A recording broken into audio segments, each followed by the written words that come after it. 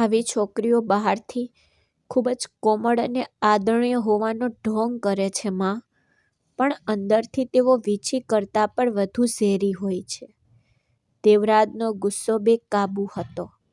તેનો અવાજ નફરત અને દુઃખ બંનેથી ભરેલો હતો. મેં તમને પહેલાં ચેતવણી આપી હતી માં, પણ તમે સાંભળ્યું ક્યાં? તો તેની માએ તેની આંખોમાં સીધી નજર નાખી અને કહ્યું કે તારા જેવા ગુસ્સાવાળા પુરુષને તેની જેવી ધીરજવાન અને સહિષ્ણુ સ્ત્રીની જરૂર છે દેવરાજ, કારણ કે આવી છોકરીઓ તમારા જેવા પુરુષને જ જોઈ છે. મારું નામ મીરા છે અને હું અનાથ હતી. હું બાળપણમાં મારી માસી સાથે રહેતી હતી. મારી માસીએ મને તેમની શ્રેષ્ઠ ક્ષમતા મુજબ ઉછેરી અને શિક્ષિત કરી. પરંતુ એક રાત્રે મારા માસા દારૂના નશામાં ઘરે આવ્યા અને મારી છેડતી કડવા લાગ્યા. મેં ચીસ પાડી ને કોઈક રીતે મારી જાતને બચાવી. તે રાત પછી તે ઘર મારા માટે નર્ક બની ગયું. હું એક ક્ષણ માટે પણ ત્યાં રહેવા માંગતી નહોતી.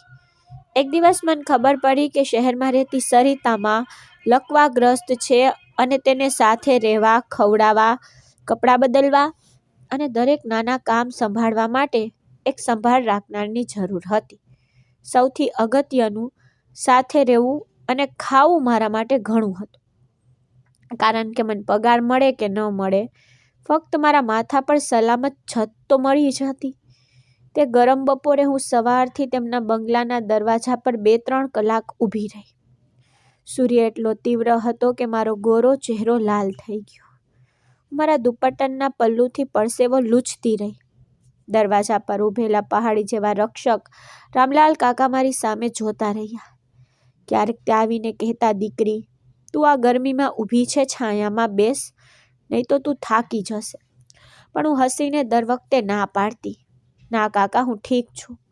મને ડર હતો કે જો હું બેઠી તો દેવરાજ સર મને જોતા જ પાછી ફેરવી દેશે. છેવટે એક કાળી મર્સિડીઝ ગાડી ખૂબ જ ઝડપથી આવી. પવન એટલો જોરદાર હતો કે મારો પલ્લુ ઉડી ગયો અને હું ચોંકી ગઈ. મારું હૃદય ધબકવા લાગ્યું. આ અમીર લોકો કેટલા અસંસ્કારી હોય છે. મેં મારી જાત સાથે બડબડાટ કર્યો. ગભરાટમાં મારી ફાઇલ જમીન પર પડી ગઈ. હું તેને એકઠી કરવા માટે નીચે ઝૂકી રહી હતી ત્યારે એક ઊંચો પહોળો માણસ, દેવરાજ સર, ગાડીમાંથી બહાર નીકળ્યો. દેવરાજ સર હંમેશાની જેમ વહેલા ઘરે આવી ગયા હતા. તેમની માના લકવા પછી તેઓ વહેલા આવવા લાગ્યા, પરંતુ તેમનો કારોબાર ખૂબ જ ખરાબ થઈ રહ્યો હતો. રામલાલ કાકાએ તેમને કહ્યું કે સાહેબ, એક છોકરી ઇન્ટરવ્યૂ માટે આવી છે. 3 કલાકથી તડકામાં ઊભી છે. દેવરાજ સર ઠંડા સ્વરે કહ્યું, શું વાત છે? કોઈએ તેને 3 કલાક પહેલા ફોન કર્યો? ઠીક છે, થોડી વાર પછી તેને અંદર મોકલો. પછી તે અંદર ગયા. થોડી વાર પછી મને બોલાવવામાં આવી. હું અંદર દોડી ગઈ. ગરમી મને ચક્કર લાવી રહી હતી. અંદર પ્રવેશતાની સાથે જ એસીમાંથી આવતી ઠંડી હવાથી મારા પગ ધ્રુજવા લાગ્યા અને હું સોફા પર ઢળી પડી. પણ દેવરાજ સર મારી સામે આંખો ચડાવીને જોતા રહ્યા. મેડમ, મેં તમને બેસવાનું કહ્યું પણ નહોતું અને તમે અંદર આવતાની સાથે જ સોફા પર ઢળી પડ્યા. તેમનો સ્વર એટલો તીક્ષ્ણ હતો કે હું દોડીને ઊભી થઈ. માફ કરશો સર, હું ગભરાઈ ગઈ હતી. હું ભૂલી ગઈ હતી કે હું ઇન્ટરવ્યૂ માટે આવી હતી અને પરવાનગી વિના બેસવું ખોટું હતું. તે સોફા પર બેસી ગયો. મારી ફાઇલ જોવા લાગ્યો. ફાઇલ જોઈને તેને કહ્યું, શિક્ષણ સરળ છે, પણ આ નોકરી માટે ડિગ્રી કરતાં વધુ સમજણ અને ધીરજની જરૂર છે. મારી માં લકવાગ્રસ્ત છે, તેથી તે પોતાની જાતે કંઈ કરી શકતી નથી. તેના કપડાં બદલવા, નવડાવવા, વાર બરાબર કરવા, સમયસર જમવા અને તેને દવા આપવાની જવાબદારી તમારી રહેશે. યાદ રાખજો, હું કોઈ પણ બેદરકારી સહન નહીં કરું. મને કહો, શું તમે આ બધું કરી શકશો? પણ તેની નજર મારા નાજુક શરીર પર ટકેલી હતી, જાણે તે તપાસી રહ્યો હોય કે આટલી નાની ઊંચાઈની છોકરી આ બોજ સહન કરી શકશે કે નહીં. હા સાહેબ, હું તમને ફરિયાદ કરવાનો કોઈ મોકો નહીં આપું. બસ મને એક મોકો આપો. હું ખૂબ લાચાર છું. મેં વિનંતી કરી. ભલે મારે તેના પગ પકડવા પડે પણ હું તે લઈશ, કારણ કે મને આ નોકરી જોઈતી હતી. કારણ કે તે ઘરમાંથી બહાર નીકળવું જરૂરી હતું, જ્યાં હું દરરોજ રાત ડરમાં વિતાવતી. તે આશ્ચર્યથી મારી સામે જોઈ રહ્યા હતા. તે મારા જૂના ધોયેલા ફાટેલા કપડાં, તૂટેલા ચપ્પલ બધું જોઈ રહ્યા હતા. મને તમારો ફોન નંબર આપો, હું તમને ફોન કરીશ. સર, મારી પાસે ફોન નથી. પ્લીઝ સર, મને આ નોકરી આપી દો. હું તમારી માની એટલી સારી સંભાળ રાખીશ કે તમે પોતે પણ ખુશ થશો. મને આ નોકરીની ખૂબ જરૂર છે. મેં ફરીથી વિનંતી કરી. તે ચૂપ રહ્યા. કદાચ તેને આ સમયમાં ફોન ન હોવો એ વિચિત્ર લાગ્યું હશે. કદાચ તેનાથી તેને ખાતરી થઈ ગઈ હશે કે હું ખરેખર લાચાર છું. અંતે તેને માથું હલાવ્યું અને કહ્યું, ઠીક છે, કાલે સવારે આવજો. મેં તેનો આભાર માન્યો અને ચાલી ગઈ. ઘરે પાછા ફરતા હું મારી માસી સામે ઊભી રહી અને તેને બધું કહ્યું. તેને કહ્યું, મીરા દીકરી, ફરીથી વિચાર. મેં તને બાળપણથી ઉછેરી છે અને હવે તું મને છોડીને જઈ રહી છે. માસીની આંખો ભીની હતી. મારી આંખોમાં પણ આંસુ હતા. મેં માસીને કહ્યું, માસી, તમે મારા પર મોટો ઉપકાર કર્યો છે. તમે મને શિક્ષિત કરી, ઉછેરી, આશ્રય આપ્યો, પણ તમે પોતે પરિસ્થિતિ જુઓ છો ને. જો હું તે રાત્રે જાગી ન હોત અને એલાર્મ ન વગાડ્યો હોત તો બધું બરબાદ થઈ ગયું હોત. અને જો આ વાત બહાર આવી હોત તો પરિવારનું સન્માન નષ્ટ થઈ ગયું હોત. અને હું તમારું સન્માન બગાડવા નથી માંગતી, પણ તમે માસાના ઈરાદાઓ જાતે જાણો છો. મેં તમને શરૂઆતથી જ કહ્યું હતું કે મને તેમની નજર પસંદ નથી, પણ તમે ક્યારેય મારા પર વિશ્વાસ ન કર્યો. માસી ચૂપ રહી, કારણ કે તે જાણતી હતી કે હું સત્ય કહી રહી છું અને તે રાતથી ઘરની દિવાલો મને દબાવવા લાગી હતી. તેથી મેં મારી નાની બેગ પેક કરી. 2 કે 3 જોડ જૂના કપડાં, ચપ્પલની જોડી, થોડા પુસ્તકો. મારી પાસે બસ એટલું જ હતું. માસીએ મને ગળે લગાવી. પછી હું ઘર છોડી ગઈ. મારા હૃદયમાં ડર હતો પણ આશા પણ હતી, કારણ કે એક નવું જીવન શરૂ થવાનું હતું. કદાચ કાંટાથી ભરેલું, પણ ઓછામાં ઓછું સલામત, કારણ કે મને એ ઘરમાં ખૂબ જ અસુરક્ષિત લાગતું હતું. આમ તો મારી વાર્તા ઘણા સમય પહેલાં શરૂ થઈ હતી કે હું અનાથ હતી. જ્યારે હું ફક્ત 6 વર્ષની હતી ત્યારે મારા માતા પિતાનો અકસ્માત થયો. પછી મારી માસી નર્મદા મને તેના ઘરે લઈ ગઈ. તેમના લગ્નને 10 વર્ષ થયા હતા, પરંતુ તેમને કોઈ સંતાન નહોતું. તેથી તેઓએ મને પોતાની દીકરી તરીકે ઉછેરવાનું નક્કી કર્યું. મારા માસા મુરલીધર રિક્ષા ચલાવતા. જ્યાં સુધી તેમની માં જીવતી હતી ત્યાં સુધી તેમણે મારી માસી માટે જીવન મુશ્કેલ બનાવી દીધું. તેમને બાળકો વિશે ટોણા મારીને. પરંતુ તેમના મૃત્યુ પછી પણ માસીને શાંતિ ન મળી. પછી માસાએ દારૂ પીવાનું શરૂ કર્યું. કદાચ એ સારું હતું કે ભગવાને તેમને પોતાના બાળકો ન આપ્યા. જ્યારે માસા દારૂ પીને ઘરે આવતા અને કોઈ કારણ વગર માસીને મારવાનું શરૂ કરતા, ક્યારેક પૈસા માંગવા માટે, ક્યારેક કોઈ કારણ વગર, હું આ જોઈ એક ખૂણામાં છુપાઈ જતી. હું માસાથી ડરતી. તેમની લાલ આંખો જોઈને માસીએ મને કડક સૂચના આપી કે તેમની પાસે ન જાઓ. મેં ખૂબ મુશ્કેલીથી 10મા ધોરણ સુધી અભ્યાસ કર્યો. કોઈએ મને જૂનો યુનિફોર્મ આપ્યો, કોઈએ જૂના પુસ્તકો. જ્યારે એક શાળાના શિક્ષકને ખબર પડી કે હું અનાથ છું, ત્યારે તેમણે મારી ફી પણ માફ કરી દીધી. ગોરી ચામડીવાળી છોકરી, મોટી આંખોવાળી. તે સમયે હું ફક્ત 18 વર્ષની હતી, પરંતુ મારા પર યુવાની આવી ગઈ હતી. મારી માસી હંમેશા મારી સંભાળ રાખતી, પરંતુ જેમ જેમ સમય પસાર થતો ગયો, મારા માસાનું દારૂનું વ્યસન અને તેમની વાસના વધતી ગઈ. તેઓ ઘણીવાર રાત ઘરથી દૂર વિતાવતા. એક દિવસ ખૂબ ગરમી હતી અને વીજળી નહોતી. અમે બહાર આંગણામાં એક ખાટલા પર સૂઈ રહ્યા હતા. હું ગાઢ નિંદ્રામાં હતી. અચાનક મને લાગ્યું કે કોઈ ચાદરથી ઢંકાયેલું મારી બાજુમાં સૂઈ ગયું છે. હું આઘાતમાં ચીસો પાડવા લાગી. તે મારા માસા હતા. એટલામાં જ મારી માસી જાગી ગઈ અને તેના પર હુમલો કર્યો.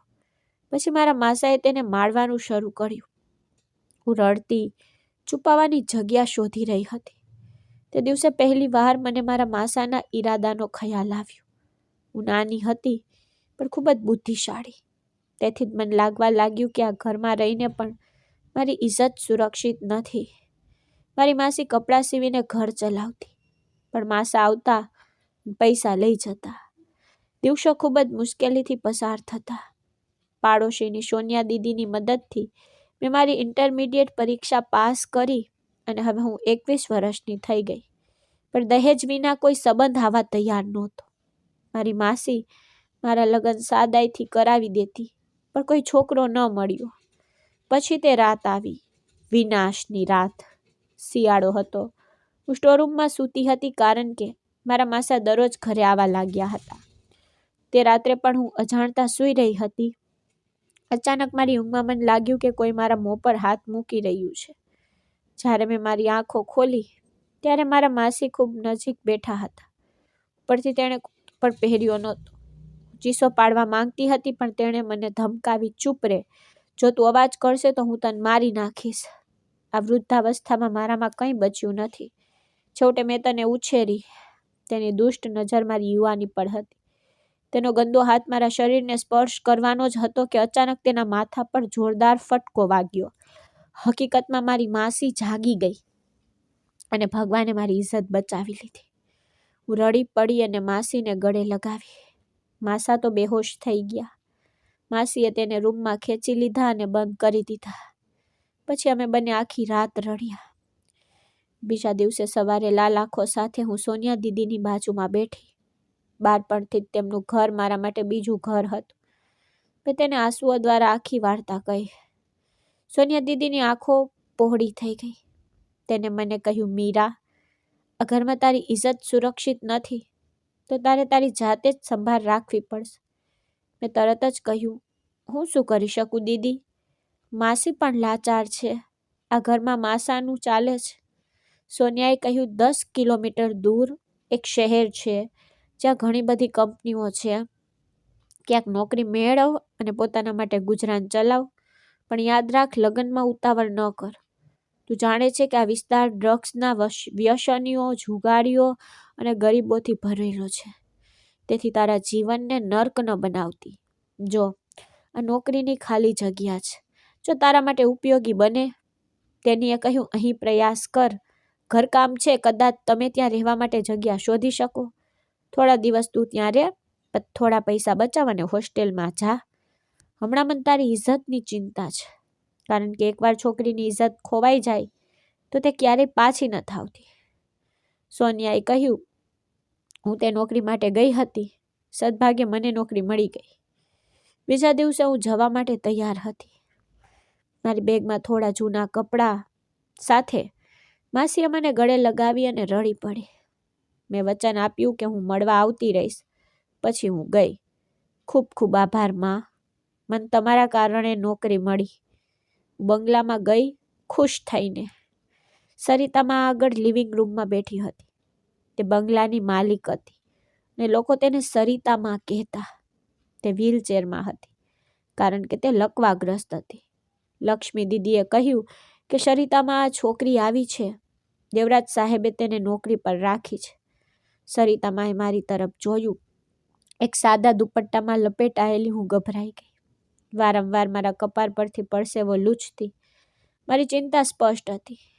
તેણીએ હળવીથી સ્મિત કર્યું અને કહ્યું, જા લક્ષ્મી, ખાલી નોકર ક્વાર્ટર સુજાતાને આપી દે. હવેથી તે અહીં જ રહેશે. પછી તેણે મને પૂછ્યું, દીકરી, શું તે તારા પરિવારને કહ્યું કે તારે અહીં 24 કલાક રહેવું પડશે? મેં નિર્દોષતાથી કહ્યું, હા સરિતામાં, તેમને કોઈ વાંધો નથી અને મને આ નોકરીની ખૂબ જરૂર છે. હું તમારી એટલી સારી સંભાળ રાખીશ કે તમે ક્યારેય ફરિયાદ નહીં કરો. સરિતામાં હસ્યા. આ તો ખૂબ જ સરસ વાત છે. મને પણ એવું લાગે છે કે મને તારામાં એક નાની મિત્ર મળી. તેનો સ્વર એટલો મીઠો હતો, એટલો સૌમ્ય હતો કે હું આશ્ચર્યચકિત થઈ ગઈ. જ્યારે તેનો દીકરો ગર્વ અને ઘમંડથી ભરેલો, સંકુચિત મનનો અને ખરાબ વર્તનનો, અને માં બિલકુલ વિરુદ્ધ. મને ડર હતો જો તેનો દીકરો આવો હશે તો તેની માં આટલી તરંગી અને અસંસ્કારી હશે. પરંતુ તેના ચહેરા પરનું સ્મિત જોઈને મારા હૃદય પરથી ભારે પથ્થર હટી ગયો હોય તેવું લાગ્યું. પહેલી વાર મને લાગ્યું કે કદાચ મને અહીં ખરેખર શાંતિ મળશે. હું ખુશીથી નોકર ક્વાર્ટરમાં પ્રવેશી. ઓરડો નાનો પણ સ્વચ્છ હતો. એક નાનું રસોડું અને એક જોડાયેલ બાથરૂમ. મને વિશ્વાસ નહોતો આવતો કે આખો ઓરડો મારો છે, કારણ કે અહીં ફક્ત મારું જીવન જ નહીં પણ મારું ગૌરવ પણ સુરક્ષિત રહેશે. હસતા હસતા મેં મારી વસ્તુઓ ગોઠવવાનું શરૂ કર્યું. મેં કબાટમાં 2 જોડ કપડાં લટકાવી દીધા, એક નાનો પલંગ બનાવ્યો. પહેલી વાર મને લાગ્યું કે મારો પોતાનો પણ એક ખૂણો છે. બીજા દિવસે સવારે દેવરાજ સર ઓફિસ જવા માટે તૈયાર થઈ રહ્યા હતા. ત્યારે તેમણે મને અવાજ કર્યો અને હું દોડીને તેમની પાસે ગઈ. તેઓ ડ્રોઈંગ રૂમમાં ઊભા હતા, સૂટ પહેરીને, હાથમાં ગાડીની ચાવીઓ ફેરવતા હતા. હું તમને પહેલી અને છેલ્લી વાર કામ સમજાવી રહ્યો છું, ધ્યાનથી સાંભળજો. મને ફરિયાદ કરવાનું કોઈ કારણ ના આપતા. તેમનો સ્વર હજુ પણ એટલો જ ગરમ, કડક, ધમકી ભર્યો હતો. માથું હલાવતી રહી, પણ મારું હૃદય ધબકતું હતું. મને ખબર નથી કે તેમના વર્તનથી મને આટલો ડર કેમ લાગતો. તે ઝડપથી બોલી રહ્યા હતા. ક્યારે કઈ દવા આપવી, તેની સાથે કેટલું પાણી લેવું, ઇન્જેક્શનનો સમય થઈ ગયો છે. તેનો ભારે ઉચ્ચારણ એટલો જોરદાર હતો કે તેને જે કહ્યું તેનો અડધો ભાગ તો હું સમજી જ શકી નહીં. મેં ફક્ત માથું હલાવ્યું. ઝડપથી બધું સમજાવ્યા પછી તે ઓફિસ જવા માટે નીકળી ગયા. હું ત્યાં ઊભી રહી, ગભરાઈ ગઈ. ત્યારે સરિતામાએ ધીમેથી કહ્યું, અહીં આવ દીકરી, ગભરાઈશ નહીં. તેનો અવાજ એટલો મધુર હતો કે મારું હૃદય હરવું લાગ્યું. તે વ્હીલચેરમાં હતી. તેને કહ્યું, જો દીકરી, મને થોડો સહારો જોઈએ છે જે તું આપી શકે. લકવાગ્રસ્ત છું, હું જાતે કંઈ કરી શકતી નથી. મને ઉઠવાથી લઈને, બેસવાથી લઈને, ખાવા પીવા સુધી દરેક વાતમાં મદદની જરૂર છે. કલ્પના કર કે મારા પગ પણ હલી શકતા નથી. હું ખૂબ લાચાર છું. તેના શબ્દોમાં એટલી લાચારી હતી, છતાં તેના અવાજમાં એટલો પ્રેમ કે હું આશ્ચર્યચકિત થઈ ગઈ. જ્યારે દીકરો ગર્વ અને ગુસ્સાથી ભરેલો, ત્યારે માં તેનાથી વિપરીત, નમ્ર અને દયાળુ. ધીમે ધીમે હું બધું શીખવા લાગી. સમયસર દવાઓ આપવી, ભોજન કરાવવું, કપડાં બદલવા, વાળમાં કાસકો કરવો, બધું હું રાત્રે 11 વાગ્યા સુધી તેની સાથે રહેતી. પછી મારા ક્વાર્ટરમાં જતી. લક્ષ્મી દીદી બાજુના ક્વાર્ટરમાં રહેતી. બંગલાની વૃદ્ધ નોકરાણી. તે ખૂબ જ સારી હતી. ક્યારેક તે ચા બનાવતી અને રાત્રે મારી પાસે આવતી. એક દિવસ સરિતામાં વોશરૂમમાં હતી. તેને કહ્યું, દીકરી, કબાટમાં એક જૂનો ફોટો છે, તેને બહાર કાઢ. હું તેને શોધી રહી હતી. ત્યારે અચાનક દરવાજો ખુલ્યો. દેવરાજ સર રૂમમાં આવ્યા. તું કબાટમાં શું કરી રહી છો? તેનો અવાજ એટલો જોરથી હતો કે હું ધ્રુજી ગઈ અને તરત જ બાજુ પર પડી ગઈ. હા, તે સરિતામાએ મને ફોટો આલ્બમ કાઢવા કહ્યું. હું ફક્ત તે શોધી રહી હતી. અરે, આ માં ક્યારે ભાનમાં આવશે? મેં કેટલી વાર આવતા અને જતા દરેકને કબાટમાં ન જવાનું કહ્યું છે. કોણ જાણે કોણ કયા ઈરાદાથી ઘરમાં ઘૂસી જાય. આજકાલ કોઈ પર વિશ્વાસ નથી કરાતો. તેઓ મારી સાથે દુર્વ્યવહાર કરી રહ્યા હતા. મને એવું લાગ્યું કે કોઈ મને ચોર સમજી રહ્યું છે. મારા હૃદયમાં કંઈક તૂટી ગયું. મારું માથું નમાવીને હું શરમથી મરી જવા માંગતી હતી. તે જ સમયે સરિતામાં બહાર આવી અને મેં ઝડપથી તેમને સહારો આપ્યો. તમે તેમને શા માટે ઠપકો આપી રહ્યા છો? મેં તેમને આલ્બમ કાઢવા કહ્યું. મને તારા અને લાવણ્યના બાળપણના ફોટા જોવાનું મન થયું. લાવણ્ય તેમની પુત્રી હતી, દેવરાજ સર કરતાં નાની. તે પોતાના પતિ સાથે દુબઈમાં રહેતી. તે દર થોડા વર્ષે એકવાર મળવા આવતી. આજે સરિતામાં જૂની યાદોમાં ખોવાઈ જવા માંગતી હતી, પણ દેવરાજ સર સાંભળતા નહોતા. તમે બધાને હળવાશથી લો છો, પણ મને ખબર છે કે લોકોનો ન્યાય કેવી રીતે કરવો. તેમને આવ્યાને 4 દિવસ પણ થયા નથી. તમે તેને કબાટ ખોલવાનું કહ્યું? પછી દેવરાજ સરે મને કહ્યું, હું નથી ઈચ્છતો કે તું ફરી ક્યારેય અહીં કંઈ પણ વસ્તુ સ્પર્શ કરે. બસ તારું કામ કર. તે મારું એટલું અપમાન કરી રહ્યા હતા કે મારી આંખો ભીની થઈ ગઈ. માથું નમાવીને રૂમ છોડી દીધો. બહાર નીકળ્યા પછી મેં ભાગ્યે જ આંસુ રોક્યા. પછી મારા ક્વાર્ટરમાં પહોંચીને મેં દરવાજો બંધ કર્યો અને ખૂબ રડી. મારા હૃદયમાં રહેલો બધો ગુસ્સો આંસુઓમાં ધોવાઈ ગયો. જ્યારે હું થાકી ગઈ ત્યારે મેં મારી જાતને કહ્યું, તો શું જો તે મને ઠપકો આપે? તે માલિક છે અને મારા માટે આ ઘર કરતાં વધુ સુરક્ષિત જગ્યા ક્યાં છે? ઓછામાં ઓછું મારું માન અહીં સુરક્ષિત તો છે. આ વિચારીને મેં મારી જાતને સાંત્વના આપી. મેં મારા ચહેરા પર પાણી છાંટી દીધું. સાંજના 8 વાગ્યા હતા. સરિતામાની દવા લેવાનો સમય થયો. મેં મારા ચહેરા પરથી આંસુ લૂછ્યા. પછી તેના રૂમમાં ગઈ તો મા અને પુત્ર ત્યાં વાત કરી રહ્યા હતા. હું અંદર ગઈ. તારી પાસે કોઈ રીતભાત નથી? તમે કોઈના રૂમમાં ખટખટાવ્યા વિના પ્રવેશ કરો છો? દેવરાજ સાહેબે મને ફરીથી અપમાનિત કરી. મને હમણાં જ હળવાશ અનુભવાઈ હતી, પણ મારું હૃદય ફરીથી ભારે લાગ્યું. માફ કરશો સાહેબ, હું ચાલી જઈશ. માફ કરશો, મેં તમને ખલેલ પહોંચાડી. માથું નમાવીને મેં પાછળ ફરીને કહ્યું. તે જ સમયે સરિતામાએ બૂમ પાડી. અહીં આવ દીકરી. સરિતામાં, હું પછી આવીશ. તમારી દવાનો સમય થઈ ગયો ને, એટલે હું આવી ગઈ. ધીમેથી બોલીને બહાર નીકળી ગઈ. એટલામાં જ પાછળથી દેવરાજ સરનો અવાજ સંભળાયો. માં, તે સારી હોવાનો ઢોંગ કરી રહી છે. આવી છોકરીઓ એટલી નિર્દોષ નથી હોતી. તેને બિનજરૂરી રીતે લાડ ન કર. માં, સરિતાએ જવાબ આપ્યો. ઓહ, ખૂબ જ મુશ્કેલીથી મને એક સારી છોકરી મળી છે, જે મારી ખૂબ કાળજી રાખે છે. મારી પોતાની દીકરી પણ આટલું બધું નથી કરતી. તે મને પોતાના હાથે ખવડાવે છે, કપડાં બદલવામાં મદદ કરે છે, દરરોજ મારા વાળને જાતે કાસકો કરે છે. હું તેને કહું છું કે હું એટલી અપંગ નથી, પણ તે સાંભળતી નથી. સાવધાન રહેજે. તારા વર્તનને કારણે તે નોકરી છોડી શકે છે. માં, તમને ખબર નથી કે તે ઇન્ટરવ્યૂ દરમિયાન કેટલી વિનંતી કરી રહી હતી. કોઈ મજબૂરી હશે કે તે આવી નોકરી લેવા આવી છે. નહીંતર યુવાન છોકરીઓ પોતાનું ઘર નથી છોડતી. અને કોણ પોતાની દીકરીને 24 કલાક બહાર રહેવા દે? તે આ વાતોમાં ખૂબ સમજદાર હતો. સરિતામાનો મૂડ હવે ઘણો સુધર્યો, કારણ કે દેવરાજ સરે તેના માટે ઘણા કેરટેકર્સ રાખ્યા, પરંતુ તેમાંથી કોઈ રહેતું નહીં. કેટલાક ગંદા કપડાથી કંટાળી જતા, અન્યને તેની કાર્યશૈલી ગમતી નહોતી. હું તેની ચોથી કેરટેકર હતી. અકસ્માત પછી સરિતામાં ખૂબ જ ચીડચીડા થઈ ગયા હતા. તેણીએ તેના બધા શોખ છોડી દીધા. એવું લાગતું કે તે જીવંત છે, પણ અંદરથી મરી ગઈ છે. પરંતુ મારા આવ્યા પછી તે ફરીથી જીવંત થઈ ગઈ હોય તેવું લાગતું હતું. મને ખબર નથી કેમ. તે હંમેશા ઈચ્છતી કે હું તેની આસપાસ રહું. જોકે હું અહીં ફક્ત 20-25 દિવસથી જ હતી, પણ એવું લાગતું કે હું વર્ષોથી ત્યાં છું.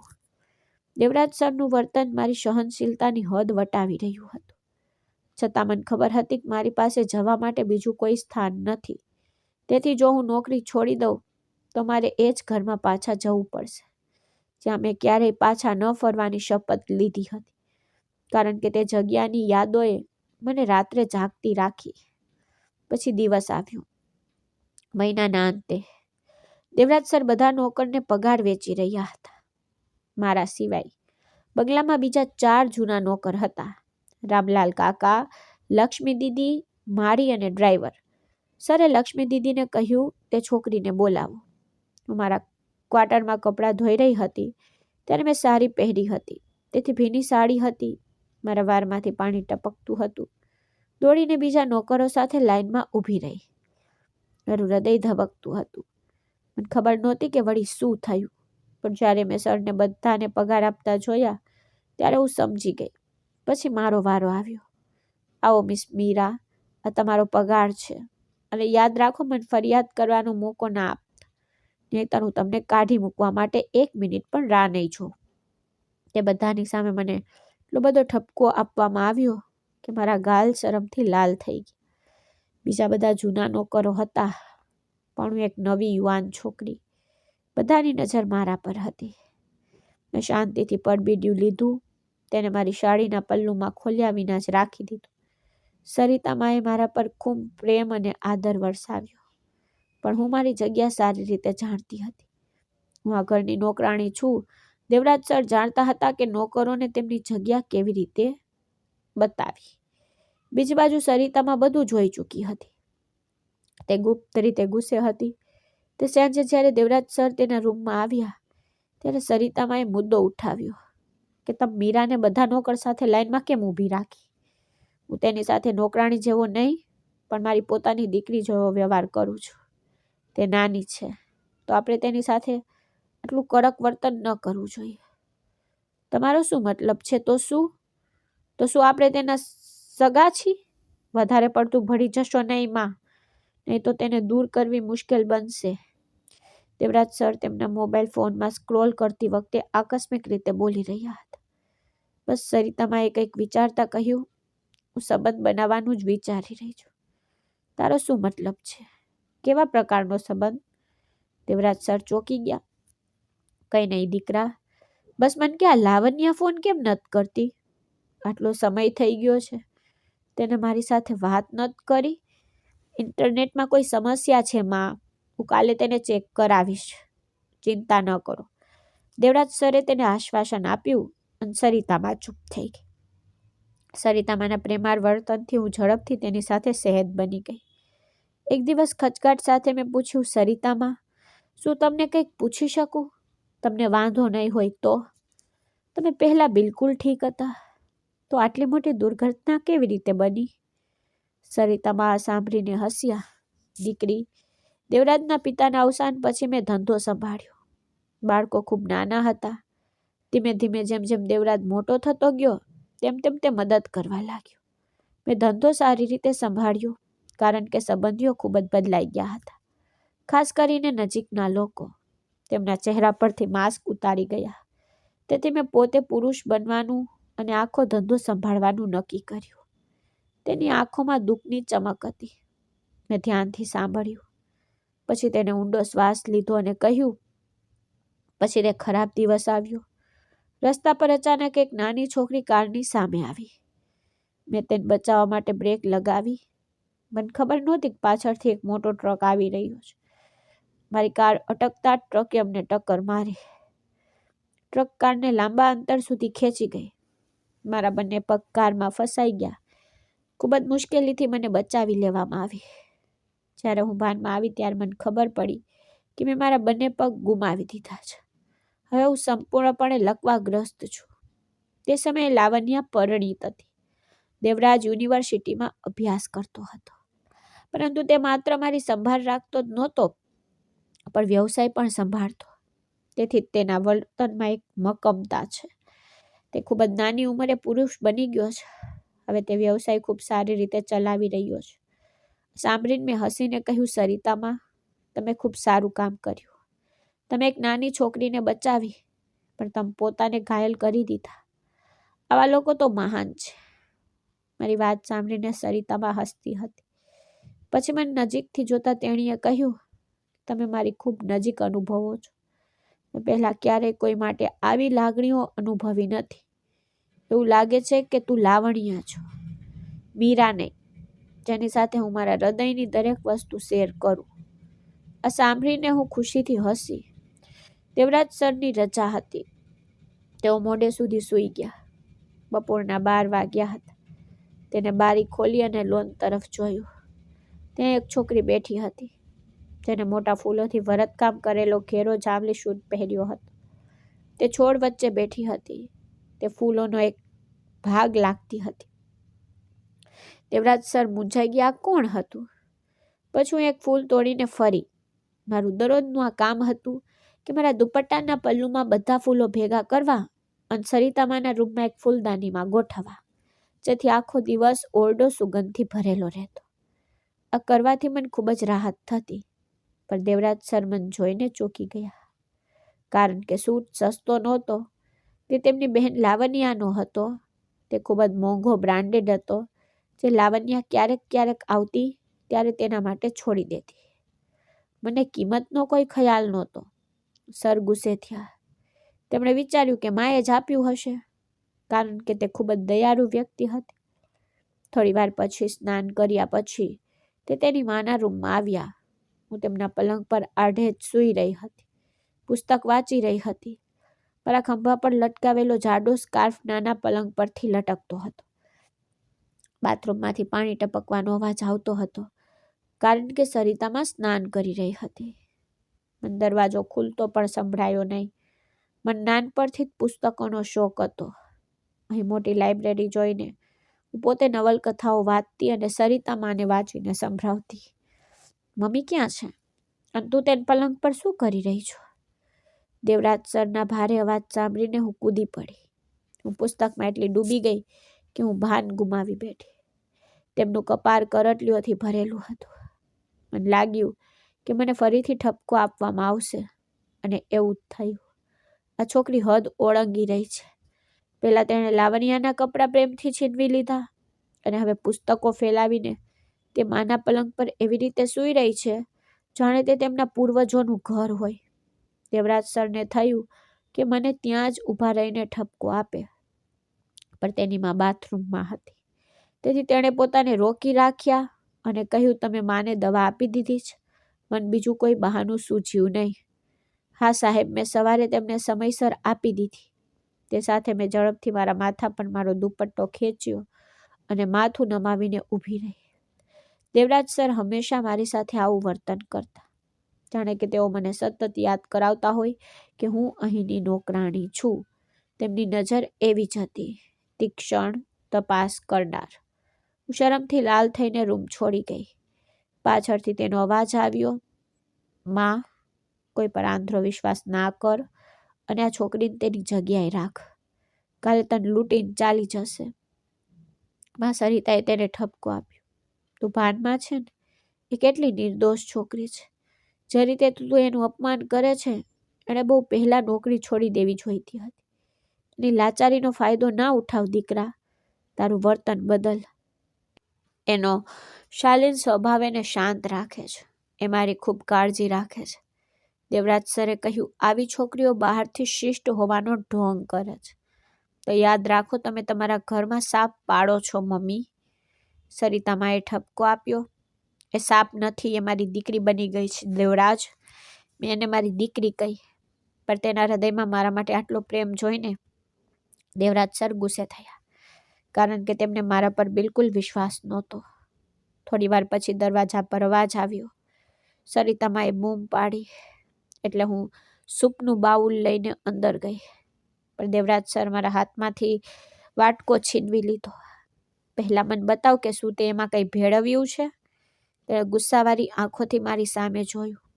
પછી 2 કે 3 ચમચી પોતે પીધા પછી તે સંતુષ્ટ થઈ ગયા. પછી તેણે પોતે તેની માને સૂપ પીવડાવ્યો. અને ખૂણામાં માથું નમાવીને કંઈક વિચારતી ઊભી રહી ગઈ. પછી તેનો અવાજ ગુંજ્યો, અહીં કેમ ઊભા છો? ચાલ્યા જાઓ અને માને જોવાનું સતત બંધ કરો. ઝડપથી પાછી ફળી રૂમ છોડી ગઈ. તે રાતે દેવરાજ સર લોનમાં ફરતા હતા. સરિતામાં સૂઈ રહી હતી. તે આખો દિવસ તેની મા સાથે રહેતા. જ્યારે તે નોકર ક્વાર્ટર પાસેથી પસાર થયા ત્યારે તેને હાસ્યનો અવાજ સંભળાયો. હું ત્યાં હતી. હું ત્યારે લક્ષ્મી દીદી સાથે વાત કરી રહી હતી. તે બોલી, મીરા, મેં સાહેબને ઘણીવાર મારો પગાર વધારવા કહ્યું છે, પણ તે કહે છે કે તમે કામ નથી કરતા. હું તમારો પગાર કેમ વધારું? પણ તે કહે છે કે તમે જાડા થઈ ગયા છો, થોડું વજન ઓછું કરો, તે કામમાં આવશે. લક્ષ્મી દીદીએ હસીને કહ્યું, હવે મને કે મીરા બહેન, હું સાહેબજી માટે આટલું સ્વાદિષ્ટ ભોજન રાંધું છું. તે ફક્ત થોડું ખાય છે, બાકી રહેલું બધું શું હું તેમને ફેંકી દઉં? મારે તે બધું ખાવું પડે છે. તેથી હું જાડી થઈ ગઈ છું. હું તેમના શબ્દો પર હસ્યા વગર ન રહી શકી.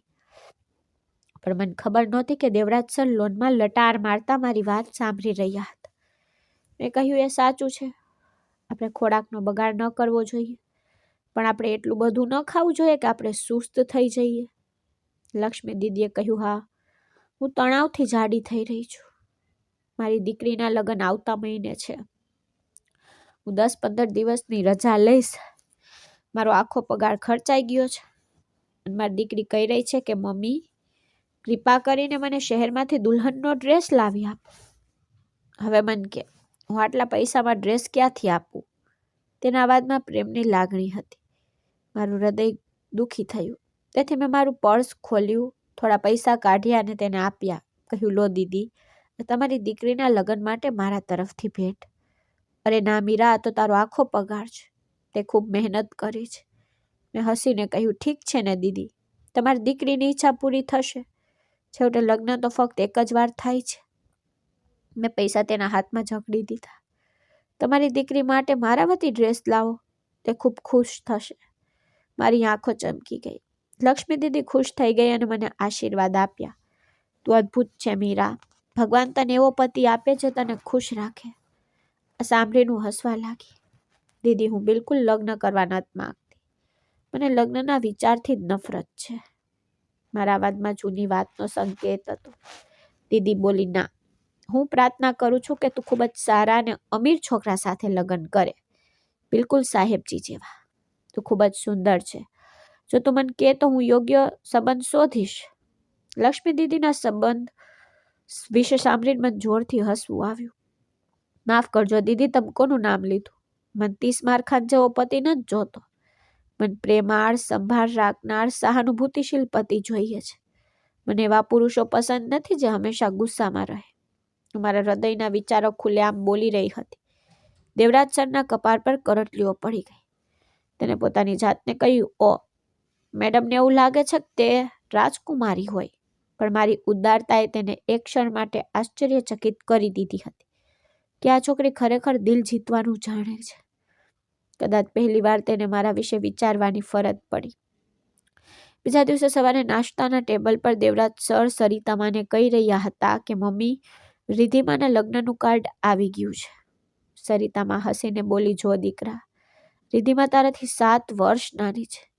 તે પર પરણી ગઈ. હવે તારે પણ લગ્ન કરી લેવા જોઈએ. દીકરા, મારે પણ લોકોને જવાબ આપવો પડે છે. તેઓ પૂછે છે, દેવરાજ, તું 30 વર્ષનો છે, તું લગ્ન નહીં કરે? આ વિશે આપણે પછી વાત કરીશું મમ્મી. પહેલા મને કહે કે તારે રિદ્ધિમાના લગ્નમાં શું આપવું છે, અને તું આવશે? હું તો કહું છું તારે મારી સાથે આવવું જોઈએ. 3 વર્ષ થઈ ગયા છે તે બહાર જવાનું બંધ કરી દીધું. દેવરાજ સર તેની માનું ખૂબ ધ્યાન રાખતા. બહારથી ભલે ગમે તેટલા ગુસ્સે ભરેલા દેખાય, પણ તે હંમેશા તેની મા માટે પોતાનો જીવ આપવા તૈયાર રહેતા. આ દિવસોમાં સરિતામાનો મૂડ પણ ખૂબ સારો હતો. તેથી તે ઈચ્છતા હતા કે તેની મા ચોક્કસપણે આ લગ્નમાં જાય, જ્યાં બધા સંબંધીઓ ભેગા થશે. સરિતામાએ કહ્યું, ઠીક છે દીકરા, હું પણ આવીશ. મેં પણ બધાને જોયાને ઘણો સમય થઈ ગયો છે. દેવરાજ સર આ વાતથી ખુશ હતા. હંમેશની જેમ તે તેની માને ગળે લગાવીને ઓફિસ ગયા. સાંજે દેવરાજ સર થાકેલા ઓફિસથી પાછા ફર્યા. તેમને બધો થાક દૂર કરવા માટે 1 કપ ચા પીવાનું મન થયું. રૂમમાં જતા પહેલા તેમણે રસોડા તરફ જોયું અને કહ્યું, લક્ષ્મી, 1 કપ સારી ચા બનાવો. આ કહીને સીધા તેના રૂમમાં ગયા. પણ તેને ખ્યાલ પણ ન આવ્યો કે રસોડામાં લક્ષ્મી દીદી નહીં, પણ હું છું. લક્ષ્મી દીદી આજે સરિતામાની પરવાનગી લઈને તેની દીકરી માટે લગ્નનો પોશાક ખરીદવા શહેર ગઈ હતી, કારણ કે તેને 2 દિવસમાં ગામ જવાનું હતું. હું સરિતામા માટે સૂપ બનાવી રહી હતી. સૂપ તૈયાર હતો, પણ સરિતામા તેની દવાની અસરથી સૂઈ ગઈ હતી. તેથી મેં વિચાર્યું કે મને ખબર નથી કે લક્ષ્મી દીદી ક્યારે આવશે. મને આ મૂર્ખ 30 મારખાન માટે ચા બનાવવા દે. આ વિચારીને મેં ઝડપથી ચા બનાવી. કપમાં રેડી અને પછી લાઉન્જમાં નજર ફેરવી. દેવરાજ સર ત્યાં નહોતા. તેઓ તેમના રૂમમાં હશે. શું મારે ચા તેમના રૂમમાં લઈ જવી જોઈએ? હું પહેલા ક્યારેય ત્યાં ગઈ નહોતી. હું શા માટે? મારું કામ ફક્ત સરિતામા સાથે હતું. પણ પછી મેં નક્કી કર્યું કે હું ખટખટાવું કે ચા છોડીને જાઉં. પણ છેવટે હું આ ઘરની નોકરાણી છું આ વિચારીને મેં દરવાજો હળવો ખટખટાવ્યો, પણ તે પહેલેથી જ થોડો ખુલ્લો હતો. તેથી હું શાંતિથી અંદર ગઈ. પછી મને બાથરૂમમાંથી પાણી ટપકવાનો અવાજ સંભળાયો. તેનો અર્થ એ થયો કે દેવરાજ સર સ્નાન કરી રહ્યા હતા. ઓરડો ઝાંખો વાદળી પ્રકાશથી પ્રકાશિત હતો. વાતાવરણ ખૂબ જ શાંતિપૂર્ણ લાગ્યું. મેં ઝડપથી ચા બાજુના ટેબલ પર મૂકી ફરી જવાનું શરૂ કર્યું, પણ અચાનક ગભરાટમાં હું લપસી પડી. ટેબલ પરનો એક મોંઘો કાચનો શોપીસ ફ્લોર પર પડી ગયો અને તૂટી ગયો. મારા હાથ પગ ધ્રુજતા હતા. આટલી મોંઘી વસ્તુ તૂટી ગઈ હતી. હવે તે ચીસો પાડશે અને બૂમો પાડશે. તે બહાર આવે તે પહેલાં મારે જવું હતું. તેથી હું ઝડપથી બેઠી અને કાચના ટુકડા ભેગા કરવાનું શરૂ કર્યું. પરંતુ અંધાધૂંધીમાં ઘણા ટુકડા મારા હાથમાં લાગી ગયા. લોહી ખૂબ ટપકવા લાગ્યું. સફેદ કાર્પેટ પર લાલ ડાઘ થવા લાગ્યા. છતાં હું બધા ટુકડા ભેગા કરવા માંગતી હતી. આ પર દેવરાજ સરને પણ અવાજ સંભળાયો.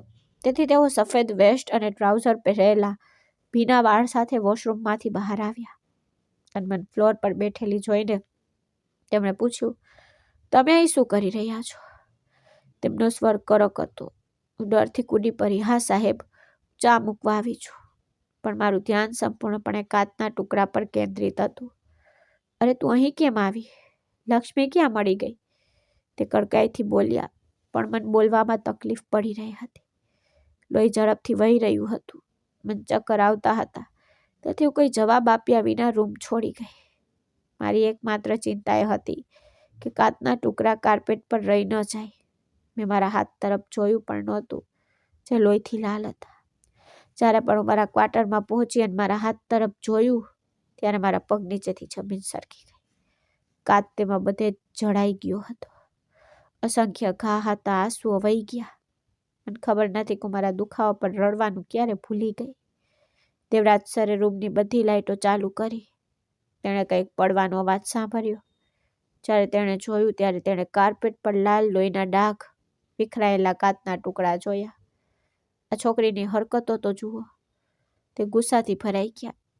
પણ લોહીના ડાઘ જોઈને તેણે એક ક્ષણ માટે વિચાર્યું, કદાચ તે નીચે બેઠી હતી, કાચ ઉપાડી રહી હતી, છતાં સફાઈ જરૂરી હતી. તે શર્ટ પહેરીને નીચે આવ્યા. તે જ સમયે સરિતામાનો અવાજ આવ્યો. શું થયું દીકરા? સરિતામાને સૂપ પીવડાવી રહી હતી. મેં મારા હાથે પાટો બાંધ્યો હતો, પણ તે લોહીથી સંપૂર્ણ લાલ થઈ ગયો હતો. મને ચક્કર આવી રહ્યા હતા. મને ઠંડુ જ્યુસ પીવાનું અને થોડી ઊંઘ લેવાનું મન થયું. એટલામાં જ સરિતામાની નજર મારા હાથ પર પડી. તેણીએ કહ્યું, તારા હાથ પર ખૂબ ઈજા થઈ છે. બીજો પાટો બાંધી દે. ડૉક્ટર પાસે તપાસ કરાવ. પણ મેં કહ્યું, કંઈ નથી સરિતામાં, આ તો ફક્ત એક નાનો ઘા છે. બહુ દુખાવો નથી થતો. મારી ઈજા છુપાવીને તેને સૂપ પીવડાવી રહી હતી. એટલામાં જ દેવરાજ સરે દરવાજો ખોલ્યો. તે આટલો મોંઘો શોપીસ તોડી નાખ્યો? હવે તારા પગારમાંથી પૈસા કાપવામાં આવશે અને તારે જઈને કાચના ક્લીનરથી બધું સાફ કરવું જોઈએ. તે હજુ પણ મને ઠપકો આપી રહ્યા હતા. પણ હું ચૂપ રહી. સરિતામાએ તેની સામે જોયું.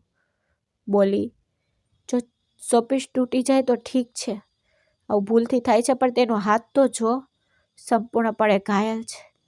તે રૂમ કેવી રીતે સાફ કરશે? લક્ષ્મી આવે ત્યારે તેને સાફ કરાવી લેજે. પહેલાં તારે તેને ડૉક્ટર પાસે લઈ જવી જોઈએ. તું પાગલ છે માં? હું તેને ડૉક્ટર પાસે કેમ લઈ જાઉં? શું હું તેનો નોકર છું? તે ગુસ્સાથી મારી સામે જોઈ રહ્યા હતા.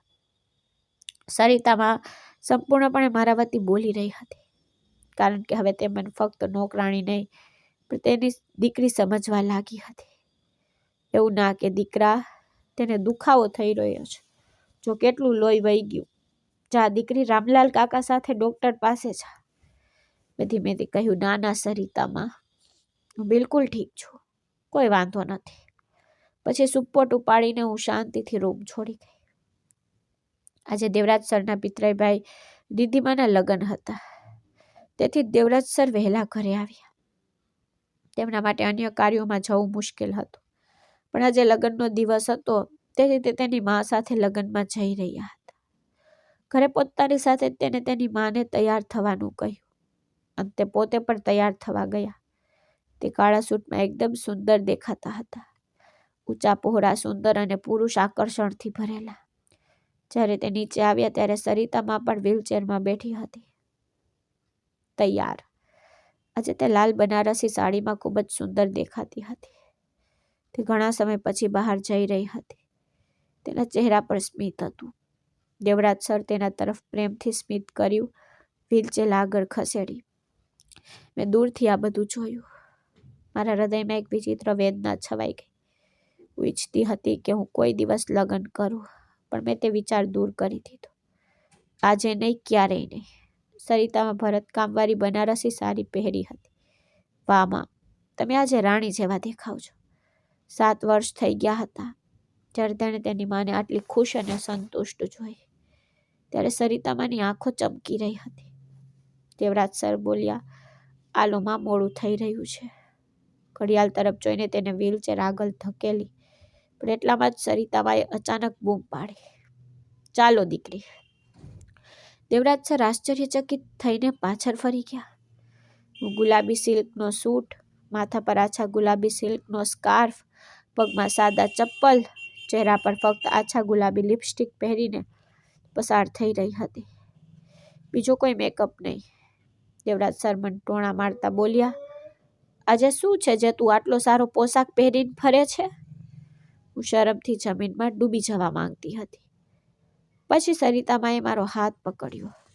હું તેને મારી સાથે લઈ જઈ રહી છું, કારણ કે હવે મને તેની આદત પડી ગઈ છે. તે મારી સામે પ્રેમથી જોઈ રહી હતી. દેવરાજ સરનો ગુસ્સો ચરમસીમાએ હતો. તેને મારી સામે એવી રીતે જોયું જાણે તે મને જીવતી ગરી જશે, પરંતુ તેને ભાગ્યે જ પોતાની જીભ પર કાબુ રાખ્યો, કારણ કે તે તેની માનો મૂળ બગાડવા માંગતા નહોતા. સરિતામાં હળવેથી હસ્યા. તેઓ આગળ વધ્યા. હું પણ પાછળ ગઈ. હું ક્યારેય તેમના કૌટુંબિક કાર્યક્રમમાં જવા માંગતી નહોતી, પણ સરિતામાના આગ્રહથી હું સંમત થઈ ગઈ હતી. પણ દેવરાજ સરનું તાકી રહેવું મને અપમાનિત કરવા માટે પૂરતું હતું. મેં શાંતિથી સરિતામાને કહ્યું કે સરિતામા, કૃપા કરીને સર તમારી સાથે જઈ રહ્યા છે. તેઓ તમારી ખૂબ કાળજી રાખશે. મારે જવાની જરૂર નથી, ખરું ને? મને સારું નથી લાગતું. આ તમારો કૌટુંબિક કાર્યક્રમ છે. પણ સરિતામા સમજી ગઈ કે હું શું વિચારી રહી હતી. સરિતામાએ કહ્યું, તો શું? હું તારા પરિવારની પુત્રી માનું છું. પછી તેમણે મારા બંને હાથ ધીમેથી પકડી લીધા, જે પરસેવાથી ભીંજાયેલા હતા. પછી મારી અનિચ્છા છતાં હું તેમની સાથે ચાલી. મને સારી રીતે ખબર હતી કે દેવરાજ સર તેમના કૌટુંબિક કાર્યક્રમમાં મારા જવા વિશે કેવું અનુભવે છે. કારની પાછળની સીટ પર બેસીને હું મારા રેશમી સ્કાર્ફને મારા માથા પર ગોઠવતી રહી. મારા મનમાં વિચિત્ર વિચારો ચાલી રહ્યા હતા. મારી સાથે આવવાની શું જરૂર હતી? મારી પાસે લાખો બહાના હતા. જો હું એક બહાનું બનાવી શકી હોત તો આજે મને આ અપમાન પણ સહન ન કરવું પડત. બારીમાંથી બહારના ધમધમતા દ્રશ્યો જોઈને હું અંદર યુદ્ધ લડી રહી હતી. અને હમણાં જ હોલમાં પહોંચ્યા હતા ત્યારે દેવરાજ સર 2 ડગલા આગળ હતા. હું સરિતામાની વ્હીલચેરની પાછળ ઊભી હતી. ઘણા મહેમાનો આવી ગયા હતા. પછી દેવરાજ સરની નજર કબીર પર પડી. તે તેમનો જૂનો અને શ્રેષ્ઠ મિત્ર હતો. 5 વર્ષ પછી તે એક આશ્ચર્યજનક મુલાકાત હતી. કબીરે ખુશીથી કહ્યું, યાર, તે લગ્ન કરી લીધા અને મને કહ્યું પણ નહીં. ઓછામાં ઓછું મને ભાભીનો પરિચય તો કરાવ. અને માસી, તમને કેવું લાગે છે? તમને તો એક સુંદર વહુ મળી ગઈ છે. આ નવાબ સાહેબ માટે પરફેક્ટ. હું તો આ સાંભળીને ફક્ત જમીનમાં ડૂબી જવા માંગતી હતી. દેવરાજ સર ગુસ્સે થયા. કબીરના બકવાસ શબ્દો પર તે તેની મા તરફ જોઈ રહ્યા હતા. જ્યારે કબીરને હજુ સુધી સત્ય કહ્યું નહીં. કબીરને લાગતું હતું કે હું તેની પત્ની છું. સરિતામા ફક્ત હસ્યા અને દેવરાજ સર કંઈ બોલ્યા વિના આગળ વધી ગયા. મને ખૂબ વિચિત્ર લાગ્યું, કારણ કે સરિતામાએ તેના મિત્રની ગેરસમજ કેમ દૂર ન કરી? તેને કેમ ન કહ્યું કે હું તેની પત્ની નથી, એક નોકરાણી છું? પછી લગ્ન દરમિયાન સરિતામાને મને જુદા જુદા લોકો સાથે પરિચય કરાવતી રહી. દેવરાજ સર સ્ટેજ પર હતા ત્યારે દીદીમાની નાની બહેન રાધિકા દોડતી આવી. વાહ મોટા ભાઈ, તમારી સગાઈ થઈ ગઈ અને મને કહ્યું પણ નહીં. દેવરાજ સર ચોંકી ગયા. કઈ સગાઈ? તું હોશમાં છો? ઠીક છે, તમે મને પાગલ કેમ કહી રહ્યા છો? મારે તમારી સારવાર કરવાની જરૂર નથી. હું તારી સારવાર કરીશ. જોતો, તે ગુલાબી સૂટ પહેરેલી છોકરી તારી મંગેતર નથી? બસ રાધિકા વાતો કરી રહી હતી. દેવરાજનું માથું ફરતું રહ્યું. પહેલા કબીર, હવે રાધિકા. તેનો ગુસ્સો કાબુ બહાર નીકળી રહ્યો હતો. પછી ફક્ત તે બંને જ નહીં, પરંતુ તે જે પણ સંબંધીને મળતો તે કહેતા, તમે મને સગાઈમાં આમંત્રણ ન આપ્યું, પ્લીઝ મને લગ્નમાં આપજો. ઓછામાં ઓછું મેં તમારી મંગેતરને જોઈ. જો તમે મને લગ્નમાં આમંત્રણ નહીં આપો તો હું ગુસ્સે થઈશ. બધા તેને ચીડવી રહ્યા હતા. તેનો ચહેરો લાલ થઈ રહ્યો હતો. તે જવાબ પણ આપી શકતો નહોતો. તેનો ગુસ્સો એટલો તીવ્ર હતો કે ઘરે જતી વખતે તે કારમાં સંપૂર્ણ મૌન હતો. હું પાછળની સીટ પર બેઠી હતી. ઊંઘ સામે લડી રહી હતી. હું થાકી ગઈ હતી, શરમાઈ રહી હતી. જ્યારે તે ઘરે પહોંચ્યા ત્યારે તેણે તેની માને કહ્યું કે હું તમારી સાથે પછી વાત કરીશ. ચાલો પહેલા આનો સામનો કરી લો. તે તોફાનની જેમ બહાર નીકળી ગયા અને માં સરિતા તેને બોલાવતી રહી. પણ દેવરાજ સર ગુસ્સાથી તેના રૂમનો દરવાજો બંધ કરી દીધો. પછી સીધા મારા ક્વાર્ટરમાં આવ્યા. મેં તેના શબ્દો સાંભળ્યા. મારા આંસુઓને માંડ રોકી રહી હતી. મારા બધા દુઃખને દબાવી રહી હતી. તું મારી મા પર કેવો જાદુ કરી રહી છે? તેનો અવાજ ગૂંજતો રહ્યો. મેં જોરથી કહ્યું, હું સરિતા મા પર કેવો જાદુ કરીશ? મને ફક્ત મારા કામની ચિંતા છે. જો તમને મારું અહીં રહેવું આટલું જ નાપસંદ છે તો હું ચાલી જઈશ. હા, ચાલી જા. તારો ચહેરો છુપાવવાને અહીંથી ચાલી જા. બાકી તારો હિસાબ પણ તારી સાથે લેતી જાજે, જેથી તારી પાસે પાછળથી પાછા આવવાનું બહાનું ન રહે. તેની આંખો આગથી બળી રહી હતી. ચૂપચાપ ત્યાં ઊભી રહી. મારું હૃદય ગુસ્સે ભરાઈ રહ્યું હતું, પણ બહાર પથ્થર જેવું હતું. મેં કાલે સવારે જવાનું નક્કી કર્યું, કારણ કે હું હવે અપમાન સહન કરી શકતી નહોતી. હા, સરિતામાનો પ્રેમ કિંમતી હતો, પણ ક્રોધ અને શંકાની આગમાં સળગવું અસહ્ય હતું. દેવરાજ સર મને અપમાનિત કરી નોકરી પરથી કાઢી મૂકી અને પાછા ફરી ગયા. મારું હૃદય ફાટી ગયું. મેં શું કર્યું? મારો વાંક શું હતો? હું કંઈ સમજી શકતી નથી. બસ આજે બધાએ મને તેમની મંગેતર કે પત્ની સમજી લીધી. તેમની આંખોમાં અમારો ગુનો? મારી આંખોમાંથી સતત આંસુ વહી રહ્યા હતા, પણ મેં ચૂપચાપ મારી વસ્તુઓ બેગમાં ભરી દીધી. મારી પાસે ફક્ત 3 કે 4 જૂના કપડાં, ચપ્પલની જોડી, થોડા પુસ્તકો. પછી મારી નજર સરિતામાએ મને આપેલા કપડાં અને ચીજો પર પડી. તેથી મેં લક્ષ્મી દીદીને બૂમ પાડી દીધી, કૃપા કરીને આ બધું સરિતામાને આપી દેજો, કારણ કે હું કાયમ માટે જઈ રહી છું. લક્ષ્મી દીદી ચોંકી ગઈ. શું થયું મીરાબેન? તમે કેમ જઈ રહ્યા છો? કારણ કે તે સારી રીતે જાણતી હતી કે આ ઘર સિવાય મારી પાસે બીજે ક્યાંય જવાનું નથી. તમે ક્યાં જશો? ક્યાં રહેશો? તેના અવાજમાં ચિંતા હતી. મેં ઝડપથી મારા આંસુ લૂછ્યા અને મારો ચહેરો છુપાવ્યો. હું હોસ્ટેલ જઈ રહી છું દીદી. મેં પહેલાથી જ તેના વિશે વિચાર્યું હતું. પછી લક્ષ્મી દીદી સરિતામા પાસે ગઈ અને કહ્યું, સરિતામા, મીરાએ મને આ વસ્તુ આપી છે. તે કહી રહી છે કે તે નોકરી છોડી રહી છે. સરિતામાના ચહેરા પર કાળા વાદળ છવાઈ ગયા, કારણ કે તે મને પોતાની દીકરીની જેમ પ્રેમ કરવા લાગી હતી. તેણે તરત જ દેવરાજ સરને ફોન કર્યો. તમે તેને કેમ કાઢી રહ્યા છો? જો તું તેને કાઢી નાખીશ ને તો તે જતી રહેશે, અને હું તને ક્યારેય માફ નહીં કરું. દેવરાજ સર ચોંકી ગયા, કારણ કે તેની મા મારા માટે એક સરળ છોકરી માટે રડી રહી હતી, જે તેમની એકમાત્ર નોકરાણી હતી. તેની માને રડતી જોઈને સર બોલ્યા, મા, તમે શું કહી રહ્યા છો? તમે તમારા કિંમતી આંસુ કેમ વહાવી રહ્યા છો? મેં યોગ્ય નિર્ણય લીધો છે. તે છોકરી લોભી અને દ્વેષપૂર્ણ છે. તે તમને ઘેરવાનો પ્રયાસ કરી રહી છે. ના પ્રિય, તે લોભી નથી. લાખો રૂપિયાના ઘરેણાં અને પૈસા કબાટમાં પડેલા છે. તે ક્યારેય ઉપર નથી જોતી. તે મારી ખૂબ જ વિશ્વાસુપણે સેવા કરે છે. જો મારી પોતાની દીકરી હોત ને તો પણ તેને આવી સેવા ન કરી હોત. 5 મહિના થઈ ગયા. મને તેની આદત પડી ગઈ છે.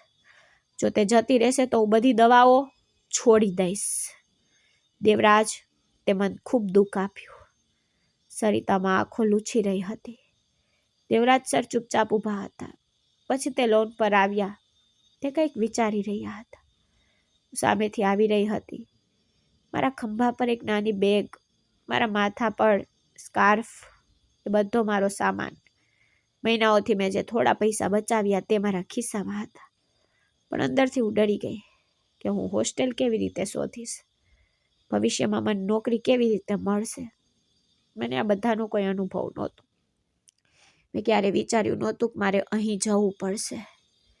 મેં વિચાર્યું કે હું હંમેશા સરિતામાની સેવા કરીશ, અને અમારા માથાને છુપાવવા માટે પૂરતી જગ્યા હતી. દેવરાજ એશલોનના પ્રવેશ દ્વાર પર ઊભો રહીને મને ધ્યાનથી જોઈ રહ્યો હતો. તે વિચારી રહ્યો હતો કે આ છોકરીમાં એવું શું છે કે તેની માં આટલી પાગલ થઈ ગઈ છે. તેની પાસેથી પસાર થઈ મને જતા પહેલા સરિતામાને ગળે લગાડવાનું મન થયું, પણ મને ડર હતો કે આ કઠોર દીકરો કદાચ એમ વિચારશે કે હું ઇનામ તરીકે અથવા તેના પર દયા કરવા આવી છું. તેથી મેં આ વિચાર છોડી દીધો. કાકા રામલાલ ગેટ પર ઊભા હતા. કાકા, કૃપા કરીને દરવાજો ખોલો, હું જાઉં છું. અને જો મેં ભૂલ કરી હોય તો મને માફ કરો. તે દરવાજો ખોલશે નહીં મીરા. સાહેબે મનાઈ ફરમાવી છે. તું બહાર જઈ શકતી નથી. હું ગુસ્સા અને ઉદાસથી ઉભરાઈ ગઈ. મારી આંખો ફરી આંસુઓથી ભરાઈ ગઈ. દેવરાજ સર પાછળથી કાકા રામલાલને ઈશારો કર્યો. કાકાએ કહ્યું, સાહેબ તમને બોલાવી રહ્યા છે. મેં મુઠ્ઠીઓ પકડીને પાછળ ફરીને જોયું. દેવરાજ સર મારી પાસે આવ્યા અને કહ્યું, જાઓ અને માને મળો. હવે મા ખાતર મને તને રોકવી પડી. પછી હું અંદર ગઈ, બેગ હાથમાં લઈને. સરિતામાં રડતી પોતાની વ્હીલચેરમાં બેઠી. સરિતામાં, તમને શું થયું? તમે કેમ રડો છો?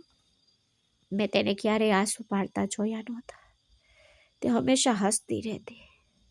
તે આંસુભરી આંખો સાથે હસતી. દીકરી, જ્યારે સાચા લોકો તમને છોડી દે ત્યારે હૃદય તો પોતાની મેરે રડે છે. મને છોડી ન જા. મારી એક દીકરી ખૂબ જ મુશ્કેલીથી જન્મી છે. તે પણ દૂર છે. તે મને ત્યાં જોવા માટે ઝંખે છે અને હું અહીં છું. તેથી હું હંમેશા તને મારી બાજુમાં ઈચ્છું છું. હું તેના પગ પાસે બેઠી. માં, હું તમને મળવા આવતી રહીશ. તમને ચોક્કસ કોઈ એવી વ્યક્તિ મળશે જે મારા કરતાં વધુ સારી તમારી સંભાળ રાખશે. દુનિયા સારા લોકોથી ભરેલી છે. મેં રડતા અવાજમાં કહ્યું, પણ બધી મર્યાદાઓ તૂટી ગઈ. મેં મારું માથું તેના ખોળામાં મૂક્યું અને બાળકની જેમ રડવા લાગી. બહાર ઉભેલા દેવરાજ સર ચોંકી ગયા. પણ અમારો સંબંધ કોઈ પણ લોભ કે ઢોંગથી મુક્ત હતો. તેમની આંખો આંસુઓથી છલકાઈ ગઈ. સરિતામાએ મારા આંસુઓથી ભરેલો ચહેરો પોતાના હાથમાં લીધો. જો તું પોતાને મારી દીકરી કહે છે તો મને ફરી ક્યારેય છોડીને જવાનું વિચારીશ નહીં. હું તને આ ઘરમાં કાયમ માટે રાખીશ. તને દેવરાજની પત્ની બનાવીને. આ સાંભળીને મને આઘાત લાગ્યો. દેવરાજ સરે તેમના ચહેરા પર હાથ ફેરવ્યો. તેમનો ચહેરો પણ આંસુઓથી ભીનો થઈ ગયો. આ કેવી રીતે હોઈ શકે? તે પોતે પણ આઘાત પામ્યા. પણ અમારા પ્રેમને જોઈને તેમનું હૃદય પીગળી ગયું. પછી તે દિવસ આવ્યો. ઘર ફક્ત મંડપ, ફૂલોની માળા, ધૂપદાનીની સુગંધ અને આરતીના મંદ અવાજથી શણગારેલું હતું. હું ત્યાં દુલ્હનના પોશાકમાં, લાલ બનારસી સાડીમાં, કપાળ પર નાની બિંદી પહેરીને, મારા હાથમાં મહેંદી લગાવીને બેઠી હતી. મારા હાથ ધ્રુજતા હતા. લાવણ્ય તેના ભાઈના લગ્નમાં વિડીયો કોલ પર હાજરી આપી રહી હતી. દેવરાજ સર શેરવાનીમાં હતા. કપાળ પર થોડી કરતલીઓ હતી. છેવટે તેમની માની ખુશી માટે તેમણે મારી સાથે લગ્ન કર્યા. બધું સરળ હતું. વિસ્તૃત સમારંભ નહોતો. ફક્ત પરિવાર, એક પૂજારી અને થોડા નજીકના સંબંધીઓ. પૂજારીએ મંત્રનો પાઠ ચાલુ રાખ્યો. થોડી જ વારમાં 7 ફેરા પૂર્ણ થયા. 7 ફેરા સાથે તમે 7 પ્રતિજ્ઞાઓ લો છો. દરેક પરિસ્થિતિમાં જીવનસાથી સાથે રહેવાની, તેનો આદર કરવાની, તેની ખુશીઓમાં તમારી ખુશી જોવાની. પણ દેવરાજ સરે શાંતિથી 7 ફેરા ફર્યા. પછી મારા હૃદય મને પૂછ્યું, મીરા, શું તમે દેવરાજને તમારા પતિ તરીકે સ્વીકારો છો? 7 પ્રતિજ્ઞાઓ તેની સાથે દરેક ખુશી શેર કરવા, તેને સહારો આપવા માટે. પણ મન સરિતામાં યાદ આવી. તે હસતી હતી. તેની આંખો ભીની હતી. તેને ખુશ જોઈને મેં મારા હૃદયને કહ્યું કે હા, હું સ્વીકારું છું. અગ્નિના 7 ફેરા પછી દેવરાજ સરે સિંદૂરના નાના બોક્સમાંથી મારા કપાળ પર સિંદૂર લગાવ્યો. પછી પોતાના હાથે તેમણે મારા ગળામાં મંગળસૂત્ર મૂક્યું.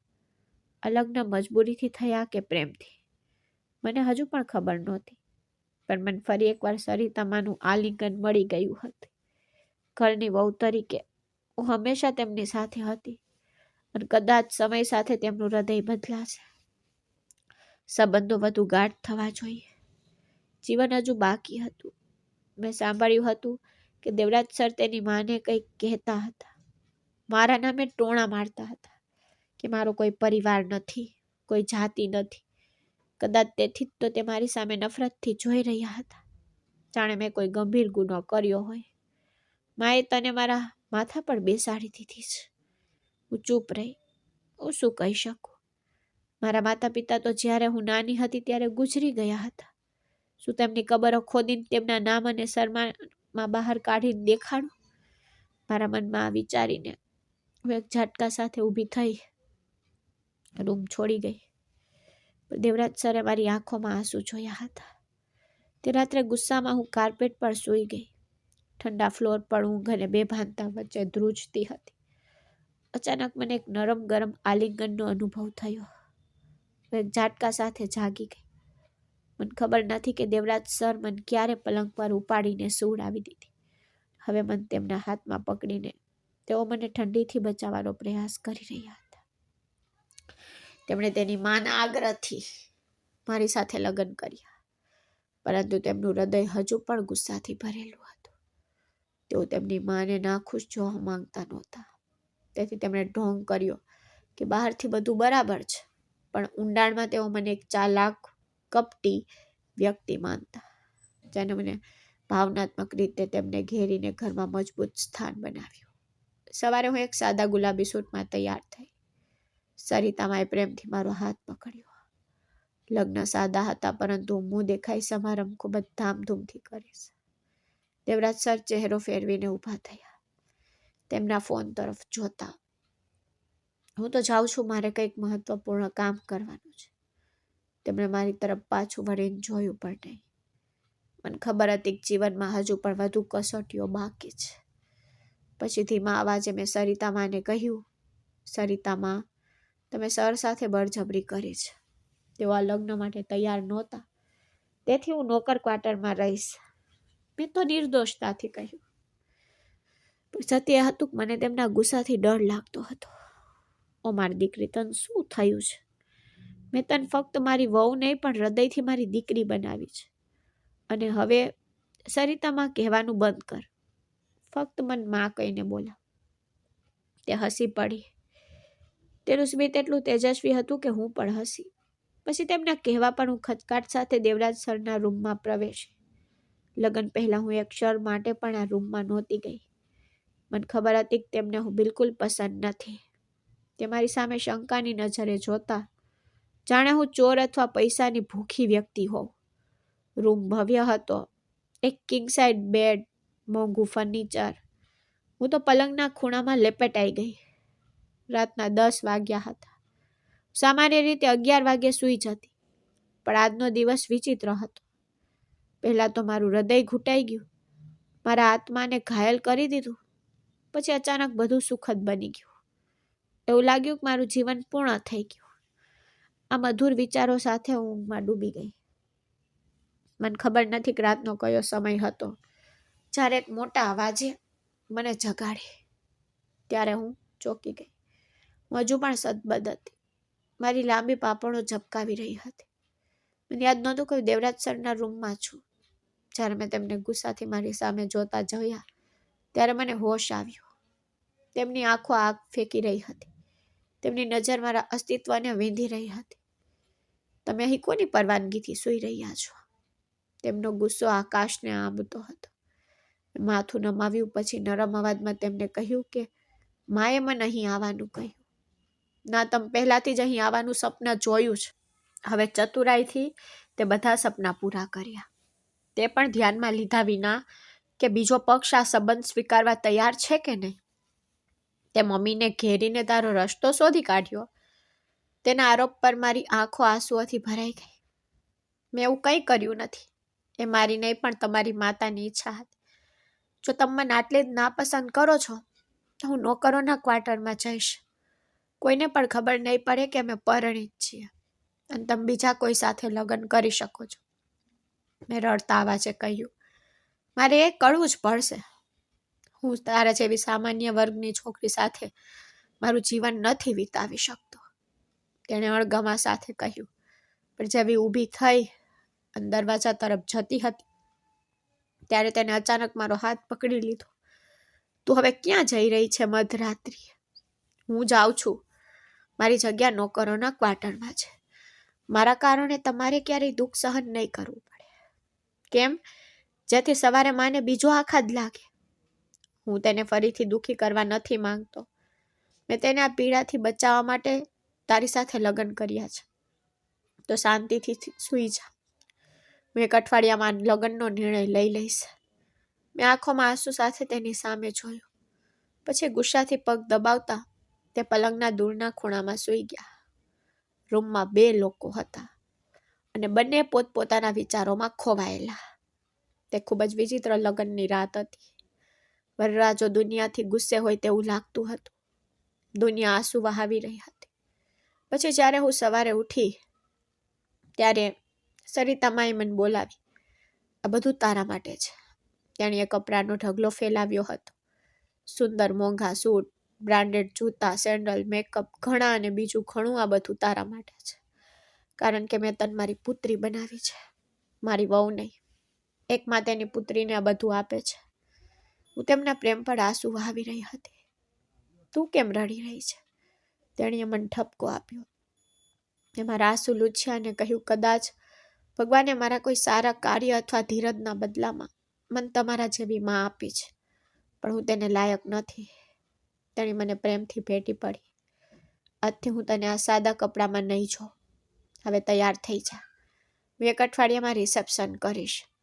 બધા સંબંધીઓને, મારા બધા મિત્રોને, અને ઈચ્છું છું કે મારી પુત્ર વધુ સૌથી સુંદર દેખાય. આકાશમાં ચમકતા ચંદ્રની જેમ. તેના મોંમાંથી આ શબ્દો સાંભળીને મારા હોઠ પર આછું સ્મિત આવી ગયું. ફક્ત એક સામાન્ય છોકરી છું માં. એટલી સુંદર નથી, પણ અંદરથી હું વિચારી રહી હતી. મને ખબર નથી કે તેનો પુત્ર 1 અઠવાડિયામાં મારું જીવન નક્કી કરશે. શું તે મને રાખશે કે નહીં? મારો ચહેરો ઉદાસ થઈ ગયો. સાંજે માના કહેવાથી હું તૈયાર થઈ ગઈ. એક સુંદર ઘેલો ગુલાબી શૂટ. જ્યારે હું તૈયાર થઈને પાછી આવી ત્યારે માં સરિતા મારી સામે જોતી રહી. મારી દીકરી કેટલી સુંદર લાગે છે. હું મારી આંગળીઓ ઘસતી બેઠી હતી. મને તે ખૂબ જ વિચિત્ર લાગ્યું, પણ તે સાચું પણ હતું. હું તેની લાગણીઓને ઠેસ પહોંચાડવા નહોતી માંગતી. ભલે તેનો દીકરો મારી તરફ જવાનું પણ પસંદ નહોતો કરતો, જે મને ફક્ત લોભી મૂર્ખ માનતો. તે ખૂબ જ ઘમંડી હતો. છતાં સરિતામાની ખુશી માટે હું હસતી રહી. કદાચ સમય જતાં બધું સારું થઈ જશે, અથવા વધુ મુશ્કેલી ઊભી થશે. જીવન હજુ લાંબુ હતું. સાંજે બરાબર 6 વાગે દેવરાજ સર ઓફિસથી ઘરે પાછા ફર્યા. તેઓ સીધા સરિતામાની બાજુમાં લાઉન્જમાં બેઠા. લક્ષ્મી, ચા લાવો, તેમણે જોરથી બૂમ પાડી. લક્ષ્મી દીદીને બદલે હું ચાની ટ્રે લઈને આવી. સુગંધિત પવન સાથે મારી બંગડીઓનો હળવો ઝણઝણાટ મારા ખંભા પરથી સરકી રહેલા દુપટ્ટાને સમયોજિત કરીને મેં કપ તેની સામે મૂક્યો તો દેવરાજ સર ચોંકી ગયા. તેમની આંખો સામે તારાઓ નાચવા લાગ્યા. તેઓ મારી સામે પહેલી વાર જોઈ રહ્યા હતા. હું ગભરાઈ ગઈ. પછી સરિતામાએ સ્મિત સાથે કહ્યું, લક્ષ્મી ગામ ગઈ છે. બસ હું જતી હતી કે માએ બૂમ પાડી, આવ દીકરી, અમારી સાથે બેસ. પણ મને ખૂબ જ અજુગતું લાગ્યું. દેવરાજ સર એકવાર પણ મારી સામે જોતા નહોતા. કદાચ તેમને લાગ્યું હશે કે હું જાણી જોઈને મારી સુંદરતાથી તેમને આકર્ષિત કરવાનો પ્રયાસ કરી રહી છું. જલ્દી પાછો આવીશ. આટલું કહીને તે ચાલ્યા ગયા. હું મોડી રાત્રે તેમના રૂમમાં ગઈ તો દેવરાજ સર તેમના લેપટોપ પર કામ કરી રહ્યા હતા. મને પણ ઊંઘ ન આવી, તેથી મેં સમય પસાર કરવા માટે એક પુસ્તક વાંચવાનું શરૂ કર્યું. પણ બંગડીઓનો અવાજ સતત ગૂંજતો રહ્યો. આ શું છે? તું રૂમમાં આટલો બધો અવાજ કેમ કરી રહી છે? તેણે ગુસ્સાથી કહ્યું. પછી એક મેં મારી બધી બંગડીઓ ઉતારી દીધી. મારો ચહેરો શરમથી લાલ થઈ ગયો. દેવરાજ સરને ક્ષણિક રીતે તેમના સ્વર પર પસ્તાવો થયો. થોડી વાર પહેલા મારો ચહેરો ખૂબ જ ખુશ હતો, પણ હવે તે પરેશાન હતો. મારી ફફડતી પાપણોએ મારા આંસુઓને છુપાવી દીધા. પછી તેને માથું હલાવ્યું અને કામ પર પાછા ફર્યા. પણ મનમાં વિચાર્યું હશે, પહેલા માને તેની માસુમિયત અને હવે સુંદરતાથી મોહિત કરે છે, અને હવે તે મને કાબૂમાં રાખવાનો પ્રયાસ કરી રહી છે. પછી તેણે સરિતામાને પૂછ્યું, માં, શું તમે રિસેપ્શન કરવા માંગો છો? આ કટોકટીના લગ્ન તમારા આગ્રહથી ગોઠવાયા. સરિતામાએ કહ્યું, તો એમાં શું ખોટું છે? હું તેને બધા સામે ઓળખ આપવા માંગુ છું, જેથી સંબંધીઓ જાણે કે તે તમારી પત્ની છે. તેની પણ એક ઓળખ હશે, કારણ કે કોઈને ખબર નથી કે તારા તેની સાથે લગ્ન થયા છે. સરિતામાએ ધીમેથી સમજાવ્યું, ના, ક્યારેય નહીં. હું તેનો પરિચય કોઈને નહીં કરાવું. હું તેના માટે કયું નામ વાપરું? તેનો કુટુંબનો ઇતિહાસ શું છે? તેના માતા પિતા કોણ છે? મને કંઈ ખબર નથી. એક તો તમે વિચાર્યા વિના તેને મારી પત્ની બનાવી દીધી. દેવરાજ સર મોટેથી બોલી રહ્યા હતા. સરિતામાં ને દુઃખ થયું. દીકરા તેના માતા પિતા નથી. તેના માસા અને માસીએ તેને ઉછેરી, પણ તે ઘર છોડીને ચાલી આવી, કારણ કે તેના માસાના ઈરાદા ખરાબ થઈ ગયા હતા. તે દારૂનો વ્યસની હતો. મેં મારી દીકરી પાસેથી બધું સાંભળ્યું છે. ઓ, તો આવા ખાનદાનમાં છે તો પોતે કેવી હશે? ખૂબ જ ટૂંક સમયમાં તેનો સાચો સ્વભાવ જાહેર થઈ જશે. તેને પોતાની જીભ ખોલી ઝેરી શબ્દ બોલ્યા. સરિતાએ તેની સામે જોયું. જો તે સાચું હોત તો હું તેને ક્યારેય તમારા જીવનમાં ન લાવત, પણ તેને મારું હૃદય જીતી લીધું છે. તેની દયા અને સાચા હૃદયથી. હું દરવાજાની બહાર ઊભી હતી, બધું સાંભળી રહી હતી. માને દવા આપવા આવી હતી, પણ મારા વિશે આટલી ઊંડી વાતો સાંભળીને હું થંભી ગઈ. એવું લાગ્યું કે અંદરથી યુદ્ધ ફાટી નીકળ્યું છે. હું ક્યાં સુધી મારી સ્થિતિ સમજાવતી રહીશ? કાશ મેં સરિતાના આગ્રહથી લગ્ન ન કર્યા હોત.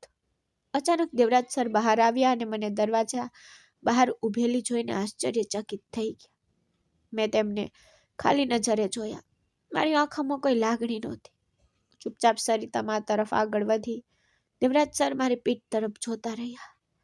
હવે તેઓ ઘણીવાર રાત્રે મોડા ઘરે આવતા. પહેલા તેઓ સાંજે 6 વાગે આવતા, પરંતુ લગ્ન પછી તેઓ ક્યારેક 1 વાગ્યા પહેલા આવતા નહીં. મારા વારંવાર ઇનકાર છતાં સરિતાએ મુદીખાઈની વ્યવસ્થા કરી. એક ભવ્ય પાર્ટીનું આયોજન કરવામાં આવ્યું. મા અમને મુદીખાઈનો ડ્રેસ ખરીદવા માટે સાથે મોકલવા માંગતી હતી, પરંતુ દેવરાજ સરે સ્પષ્ટપણે ના પાડી દીધી. તો સરિતાએ કહ્યું, તમે મારા કહેવાથી લગ્ન કર્યા છે, તો હવે તેને જાળવવાનો પ્રયાસ કરો. તમે આ છોકરીને આટલી નફરત કેમ કરો છો? મને સમજાયું નહીં કે કેમ. માં ખૂબ જ ઉદાસ દેખાતી હતી. દેવરાજ સર તેમની માના ચહેરા પર આ ઉદાસી જોવા માંગતા નહોતા, તેથી તેમણે કહ્યું, ઠીક છે, હું તેની સાથે જઈશ. તેમણે પ્રેમથી તેના ચહેરા પર હાથ ફેરવ્યો અને તેને શાંત કરી. માં ઉત્સાહના માહોલમાં બીજા વિશે વાત કરવા લાગી. તે રાત્રે માએ મને તૈયાર થવા કહ્યું. મેં લીલી સાડી પહેરી હતી અને તેની સાથે જવા માટે તૈયાર હતી. વારંવાર મારી આંગળીઓ ઘસી રહી હતી. મારા હોઠ કરડી રહી હતી. ખૂબ જ ગભરાઈ રહી હતી. તેણે માની સામે મારી સાથે સારો વ્યવહાર કર્યો, પરંતુ જ્યારે અમે એકલા હતા ત્યારે તે મને ખૂબ જ અપમાનિત કરતા. તેથી તેની સાથે જવું ભયાનક હતું. પણ મારે સમારંભ માટે ડ્રેસ લેવો હતો, તેથી આગળની સીટ પર બેસીને હું બહારનો નજારો જોવા લાગી. અમારી વચ્ચે શાંતિ હતી. પછી તેમના મોબાઈલ ફોન પર ફોન આવ્યો. હા રિધિ, બોલો. પછી રિધિએ કંઈક કહ્યું અને તેનું હાસ્ય ગાડીમાં ગુંજી ઉઠ્યું. મને નવાઈ લાગી. મેં તેને ક્યારેય આટલા જોરથી હસતા સાંભળ્યા નહોતા. તે છોકરી સાથે વાત કરી રહ્યા હતા અને હસતા હસતા. ઠીક છે, કાલ રાત્રે જમવા પર મળશે. ઠીક છે, પછી વાત કરીશ. પર ફોન રાખ્યા પછી તે બેદરકારીથી ગાડી ચલાવવા લાગ્યા. અસંખ્ય ઝટકા અનુભવતા હતા. હું મોં ફેરવીને બેઠી. મનમાં વિચારતી રહી, તે મારા જેવી સ્ત્રીને ફક્ત તેની માના કારણે તો સહન કરી રહ્યા છે. પછી તે મને ખૂબ મોંઘા મોલમાં લઈ ગયા, પણ હું તો બધું જ જોતી રહી. આટલા મોંઘા કપડાં, આટલી ચમક, કારણ કે પહેલી વાર હું આવા મોલમાં ગઈ હતી. મારું હૃદય ધબકતું હતું, જાણે હું કોઈ ભૂલ કરવા જઈ રહી હોઉં. દેવરાજ સર ઊભા હતા, મને જોઈ રહ્યા હતા. કદાચ મારી ગભરાટ પર ગુપ્ત રીતે હસતા હતા. લાચારીથી ઊભી રહી, એક લહેંગાથી બીજા લહેંગા તરફ જોતી રહી. તે બધા એટલા ભારે, ચમકતા અને મોંઘા દેખાતા હતા કે મને તેમને સ્પર્શ કરવાનો પણ ડર લાગતો હતો. 10-15 મિનિટ આમ જ પસાર થઈ ગઈ. મેડમ, પ્લીઝ જલ્દી કરો, મારી પાસે સમય નથી. મારી માએ તમને અહીં લાવવા કહ્યું. કૃપા કરીને આને એક ઉપકાર ગણો. તેના ઉદ્ભવતા સ્વરે મને ગભરાટ થઈ. મને કંઈ સમજાયું નહીં. મને આ બાબતોની કોઈ જાણકારી નહોતી. એટલામાં જ અમારી સામે ઊભેલી સેલ્સ ગર્લ્સ અમારી વાતચીત સાંભળી ગઈ. તે તરત જ મારી પાસે આવી. સર, શું હું મેડમને મદદ કરી શકું? ક્યારેક આટલી બધી વિવિધતા જોઈને લોકોમાં મૂંઝવણ થાય છે. તે ધીમેથી દેવરાજ સર પાસે પરવાનગી માંગતી હતી. પછી તેની મદદ સાથે મેં હળવા ક્રીમ રંગની સાડી પસંદ કરી. મને ખ્યાલ નહોતો કે તે કેટલી મોંઘી છે. છોકરીએ કહ્યું, મેડમ પ્લીઝ તેને પહેરીને જુઓ. હું સરને તમારી સાથે ચેન્જિંગ રૂમમાં મોકલીશ. તમારો શું મતલબ છે કે તે મારી સાથે આવશે? હું ઉછળી પડી. છોકરી હસી. ત્યાં એક વોશરૂમ છે અને ચેન્જિંગ રૂમ પણ છે. ચર્ચા કર્યા પછી તમે આરામથી કપડાં પસંદ કરી શકો છો. પ્લીઝ ફિટિંગ પર તપાસી લેજો. શું સમસ્યા છે? દેવરાજ સરે બરબરાટ કર્યો. કેટલો સમય લાગશે? હું બધાથી કંટાળી ગયો છું. છોકરીએ કહ્યું, મેડમ મૂંઝવણમાં છે. તેથી મેં કહ્યું તમે ચેન્જિંગ રૂમમાં ટ્રાય કરી શકો છો. સર પ્લીઝ તેને મદદ કરો. દેવરાજ સરે માથું હલાવ્યું. ચેન્જિંગ રૂમ સામે જ હતો. મને ખૂબ જ અજીબ લાગતું હતું. મેં અંદર ગયા કે તરત જ તેમણે કહ્યું કે આ મને સારું લાગે છે. હવે આ લે. જો તને તે બરાબર ફિટ ન થાય અને મજાક ઉડાવવામાં આવે તો તેને પહેરી અને તપાસવું વધુ સારું છે. ઈચ્છા ન હોવા છતાં હું વોશરૂમમાં ગઈ, પણ પાછળનું ઝીપર બંધ ન થયું. 15-20 મિનિટ એમ જ પસાર થઈ ગઈ. મૂંઝાઈને ત્યાં જ ઊભી રહી. પછી દેવરાજ સરે મને ઉતાવળ કરવા કહ્યું. બાથરૂમનો દરવાજો ખટખટાવ્યો.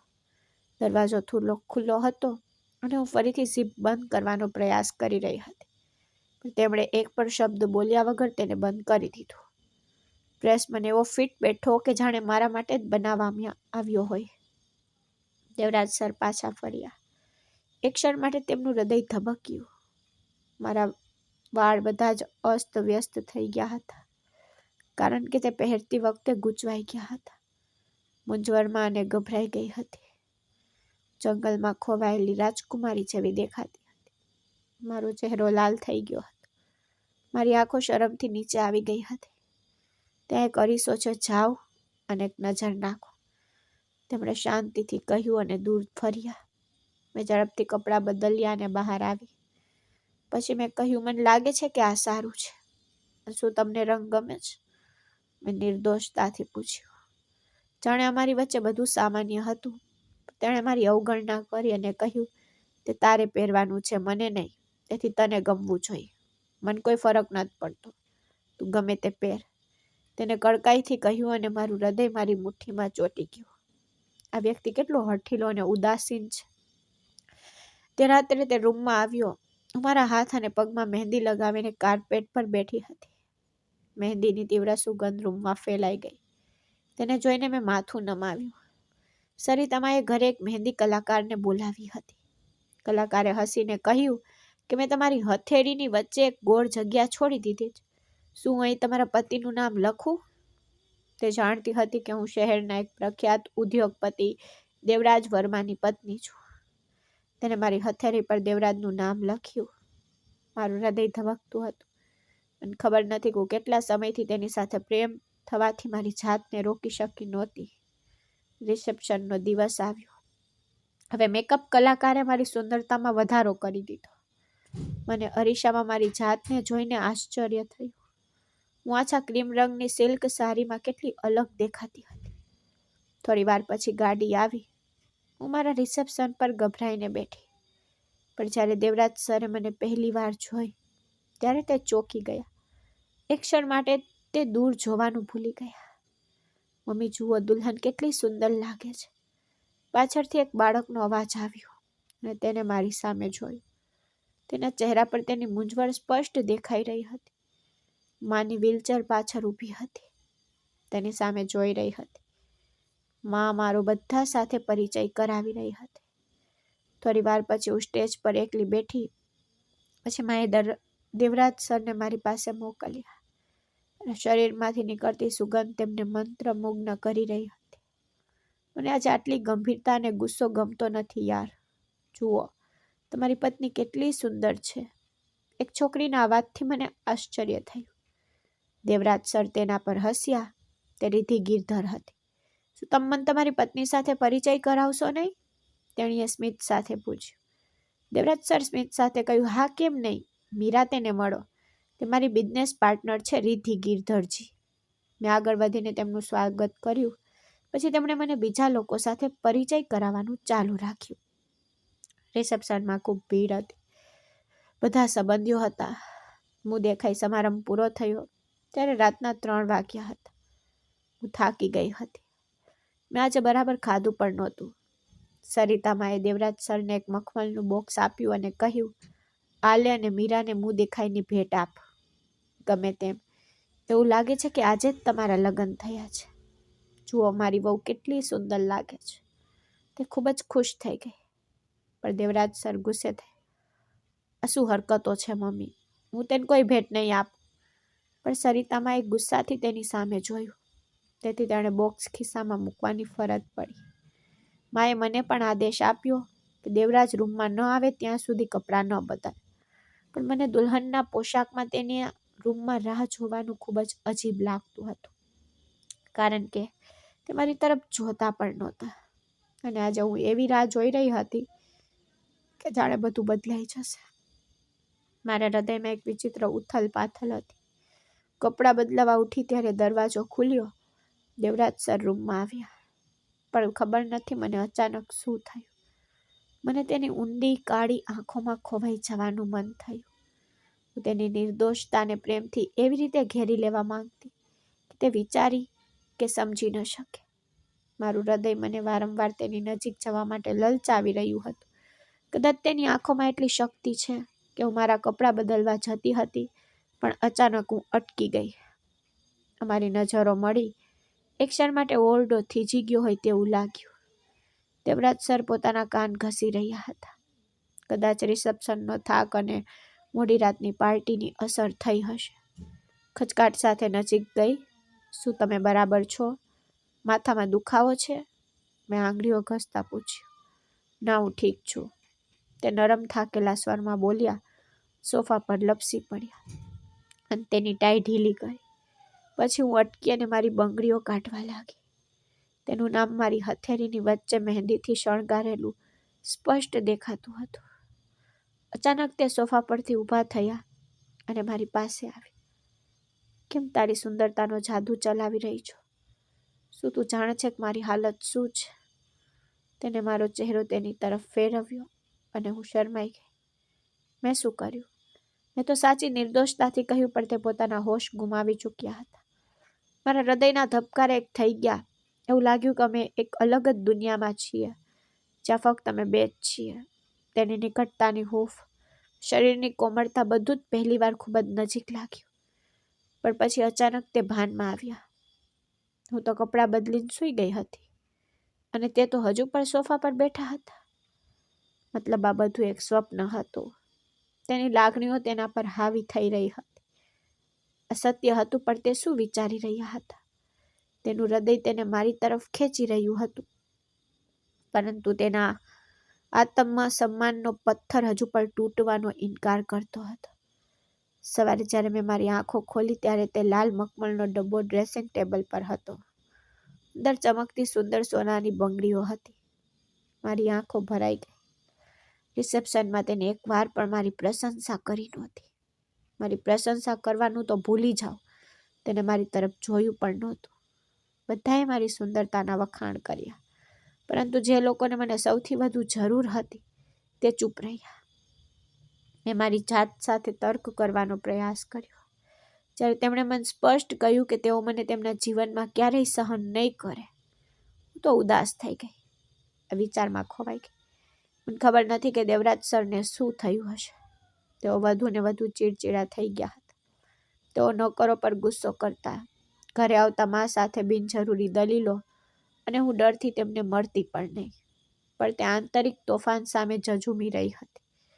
મારા તરફ જે લાગણીઓ હતી તે તેને પરેશાન કરતી હતી. તેણે સ્વીકાર્યું કે મને જોઈને તેનું હૃદય ઉગ્ર થઈ જાય છે, પણ તે હાર માનવા માંગતા નહોતા. તેથી તે સતત ગુસ્સે રહેતા. તે મારા તરફ માયા કે પ્રેમનો હાથ કેવી રીતે લંબાવી શકે?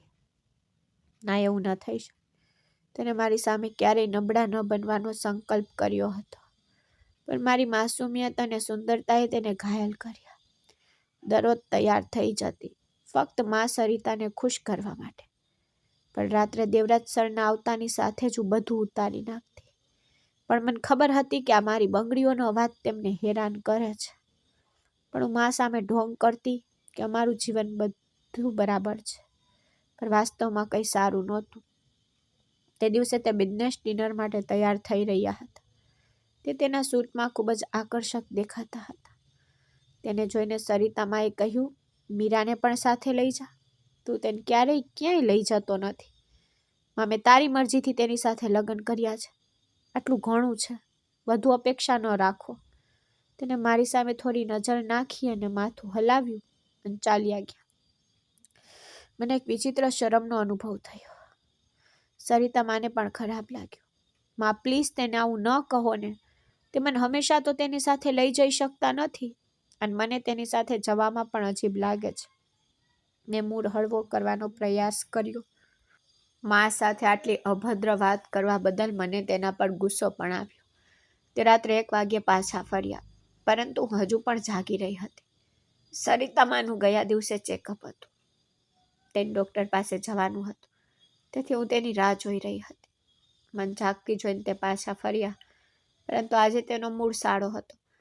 મેં ખચકાટ સાથે કહ્યું, તમે કાલે મમ્મીને ડૉક્ટર પાસે લઈ જજો, 11 વાગ્યે એપોઇન્ટમેન્ટ છે. તેને મોં ફેરવી લીધું, મારી તરફ જોયું અને કહ્યું, તે મારી મમ્મી છે. મને ખબર છે, મને મારા મોબાઈલ પર મેસેજ મળ્યો છે, તારે મને કહેવાની જરૂર નથી. તેના તીક્ષ્ણ જવાબથી હું ચોંકી ગઈ. મારું હૃદય ડૂબી ગયું. આટલા બધા અપમાન છતાં હું અહીં કેવી રીતે રહી છું? કદાચ મજબૂરીને કારણે. મારો ચહેરો શરમ અને ગુસ્સાથી લાલ થઈ ગયો હતો. અપમાનની લાગણી મને અંદરથી ખાઈ રહી હતી. પણ તે બાથરૂમમાં કપડાં બદલાવા ગયા. જ્યારે તે બહાર આવ્યા ત્યારે હું હજી પણ એ જ સ્થિતિમાં બેઠી હતી, પથ્થરની મૂર્તિ. તું મારા માને કેમ સમજાવતી નથી? તે ઈચ્છે છે કે હું તને બધે ઘસેડી જાઉં. ના, એ અશક્ય છે. તું જ તેને ઉશ્કેરે છે. મેં તેની સામે આંસુભરી આંખોથી જોયું. હું આવું કેમ કરીશ? મારી જગ્યા સારી રીતે જાણું છું. હું તેની સાથે તમારા વિશે વાત પણ નથી કરતી. તે અરીસા સામે ઊભા હતા. તેના વાળ બરાબર કરી રહ્યા હતા. હું એક વ્યાવસાયિક માણસ છું. તારે ઊંચા વર્ગ સાથે મળવું પડે છે. અને તારી ઓળખ શું છે? કોઈ જાતિ નથી, કોઈ પરિવાર નથી. માએ તો તને મારા માથા પર બોધની જેમ બેસાડી દીધી છે. તોએ ફક્ત બધું સાંભળ્યું. એ હકીકત વિશે વિચાર્યા વિના કે મારું થશે. જો મારો પરિવાર હોત તો શું હું દરરોજ આ અપમાનનો સામનો કરત? મારા માતા પિતા નથી, તેઓ ધૂળમાં ભળી ગયા. શું મારે તેમને શમશાન ગૃહમાંથી તેની સામે પાછા લાવવો? દિલમાં વિચારતી હું તણાવથી ભરાઈ ગઈ. આંસુઓ વહેવા લાગ્યા, પણ તે શાંતિથી સૂઈ ગયા. જ્યારે હું પીડામાં હતી ત્યારે તેણે ધ્યાન પણ ન આપ્યું. થોડી વાર પછી મેં કોશિકો ઉપાડ્યું, કાર્પેટ પર સૂઈ ગઈ. આ બધું નાટક શું છે? તેને મને જમીન પર પડેલી જોઈને કડકાઈથી પૂછ્યું. મેં ગુસ્સામાં જવાબ આપ્યો, મારો દરજ્જો જમીન સુધી છે ને. હું એક નોકરાણી છું. હું તમારી બરાબર નથી, તેથી જ હું અહીં ઠીક છું. મારું ગળું આંસુઓથી ગુંગળાઈ ગયું. મુશ્કેલીથી બોલી. તે મને રડતા અનુભવી શક્યા હતા. એવું લાગ્યું કે તેના હૃદય પર પણ આંસુ પડી રહ્યા હતા. થોડી ક્ષણો માટે તેણે મારી પીઠ તરફ જોયું. મારું શરીર જમીન પર વિખરાયેલું હતું. ચાદર વગર સૂઈ ગઈ. રડવાથી મારી આંખો લાલ થઈ ગઈ હતી, કારણ કે આજે મેં ક્યારેય ન અનુભવેલી સૌથી ખરાબ પીડા હતી. શિયાળાની ઠંડી વધતી ગઈ. મારા આખા શરીરમાં ફેલાઈ ગઈ. ક્યારેક મારું શરીર ગરમ થઈ જતું, પછી ફરી ઠંડુ. ધ્રુતના હું કાર્પેટ પર બેભાન થઈને સૂઈ ગઈ અને અંતે મેં હોશ ગુમાવી દીધો. લાંબા સમય સુધી ઠંડામાં ધ્રુતતી રહી. પછી અચાનક મને ગરમીનો અનુભવ થયો અને હું ફરીથી હોશમાં આવી ગઈ. ભારે આંખો ઝબકાવતા મારી આંખો ખોલી અને મારી નજર દેવરાજ સર પર પડી. મને ખબર નથી કે તેમણે મને ક્યારે પોતાના હાથમાં ઉપાડીને પલંગ પર સુવડાવી દીધી. મેં તેમની પકડમાંથી મુક્ત થવાનો પ્રયાસ કર્યો, પણ તેઓ મારી તરફ ઝંખનાથી જોતા રહી. તે પોતે સૂતા નહોતા. તેને મને લાંબા સમય સુધી રડતી જોઈ. પહેલાં તે મને પોતાના હાથમાં ઉપાડીને પલંગ પર સુવડાવવા માંગતા હતા, પરંતુ તેનો અંતરાત્મા રસ્તામાં આવી ગયો. પરંતુ જ્યારે તેણે 3-4 કલાક પછી આંખો ખોલી ત્યારે તેણે મને ઠંડીથી ધ્રુજતી જોઈ. લગભગ બેભાન થઈ ગઈ હતી. તે ચિંતિત થઈ ગયા અને મને પોતાના હાથમાં ઉપાડીને પલંગ પર સુવડાવી દીધી. સંપૂર્ણપણે થીજી ગઈ હતી. પછી અચાનક તે પોતાને કાબૂમાં રાખી શક્યા નહીં. મન છોડી દો. તમારા માટે લાયક નથી. બીજા કોઈ સાથે લગ્ન કરો. મારી સંપૂર્ણ પરવાનગી છે. હું આ બંગલાના એક ખૂણામાં સૂઈ જઈશ. મા માટે. હિચકીથી રડી રહી હતી. દેવરાજ સરે મારા ચહેરાને તેમના હાથથી સ્પર્શ્યા. બોલ્યા, બીજી પત્ની જ્યારે આવશે તે જોઈશું. હમણાં માટે મારી પહેલી પત્ની સાથે સમાધાન કરવું પડશે. તે ગુસ્સે ભરાયેલો માણસ આવા રોમેન્ટિક સ્વરમાં બોલી રહ્યો હતો. મને કોઈ ખ્યાલ નહોતો. વિરોધ કરી રહી હતી, પરંતુ તેમના રક્ષણ હેઠળ એવું લાગ્યું કે હું એક સુંદર સ્વપ્ન જોઈ રહી છું. પરંતુ આજે દેવરાજ સરે બધા અંતર ભૂસી નાખ્યા હતા. તેઓ એટલા દિવસોથી તણાવ અને ચીડચીડાપણું અનુભવી રહ્યા હતા. આજે તેઓ સમજી ગયા કે હું તેનું કારણ છું. કારણ કે તેમના હૃદયે મને સ્વીકારી હતી, પરંતુ તેમના મન સ્વીકારી નહોતી. તેથી તેઓ મૂંઝવણમાં હતા. પરંતુ મન ક્યારે હૃદયની વિરુદ્ધ જાય છે? છેવટે મન પણ હાર માની ગયું અને આજે તેમણે મન સંપૂર્ણપણે સ્વીકારી લીધી. હું જે થોડી વાર પહેલા મૃત્યુ માટે પ્રાર્થના કરી રહી હતી, એવું લાગ્યું કે હું જીવનમાં પાછી આવી ગઈ છું. એવું લાગ્યું જાણે જીવને મારા માટે તેના હાથ ખોલી નાખ્યા છે. રાત્રિની શરૂઆત જેટલી પીડાદાયક હતી, અંત પણ એટલો જ સુંદર હતો. આ શ્વાસ અમને કહેવા માટે પૂરતા હતા કે અમે પ્રેમની દુનિયામાં એકબીજાને સ્વીકારી લીધા છે. સવાર ખૂબ જ તેજસ્વી અને ચમકતી હતી. જ્યારે હું જાગી ત્યારે દેવરાજ સર રૂમમાં નહોતા. સવારના 8 વાગ્યા હતા, પણ તે દિવસે તેમને ઓફિસ જવાનું મન નહોતું. તેમના હૃદયમાં શાંતિ હતી. તેમની આંખો કોઈને શોધી રહી હતી, એટલે કે મને. અને જે છોકરીનું હૃદય તેમણે ખૂબ જ દુઃખ પહોંચાડ્યું હતું, તેમણે ગઈકાલે રાત્રે તેના પર વરસાવ્યું હતું. સ્નાન અને કપડાં બદલ્યા પછી હું માના રૂમમાં ગઈ અને તેમના ખંભા પર માલિશ કરવાનું શરૂ કર્યું, કારણ કે તેમનું આજે ચેકઅપ હતું. દેવરાજ સર આવતાની સાથે જ મારી નજર ફ્લોર પર પડી. મારો ચહેરો લાલ થઈ ગયો. સરિતા માને પણ અનુભવ થયો કે આજે મારા ચહેરા પર એક અલગ જ ચમક હતી. હું ખુશખુશાલ હતી અને તે હંમેશા મને આટલી ખુશ જોવા માંગતી હતી. આ માસૂમ છોકરીની સુખી જીવન માટે તેને ઘણી વાર પ્રાર્થના કરી હતી. શું તું હોશમાં છે? તારો પતિ હમણાં જાગીને આવ્યો છે? ઓછામાં ઓછું નાસ્તા વિશે તો પૂછી શકી હોત. દેવરાજ સર મન જોતા જ બોલ્યા. સરિતામાં તો ચોંકી ગઈ. ઓ મીરા, સૂર્ય ક્યાં જ નીકળ્યો? મને વિશ્વાસ ન થઈ રહ્યો કે દેવરાજ નાસ્તો માંગે છે, અને તે પણ મીરાના હાથે બનાવેલો. તે હસતી હતી. હા, છોકરી જેને તું ખૂબ નિર્દોષ માને છે ને માં, એવું લાગે છે કે તેને ફક્ત તારું જ નહીં પણ મારું હૃદય પર કબજે કરી લીધું. તેને તેની સમક્ષ કબૂલાત કરી. હું તો ખૂબ જ ખુશ થઈ ગઈ. હું રૂમમાંથી રસોડામાં દોડી ગઈ. મારા શ્વાસ અઘરા થઈ ગયા. હે ભગવાન, આ માણસનો ગુસ્સો જ સારો હતો.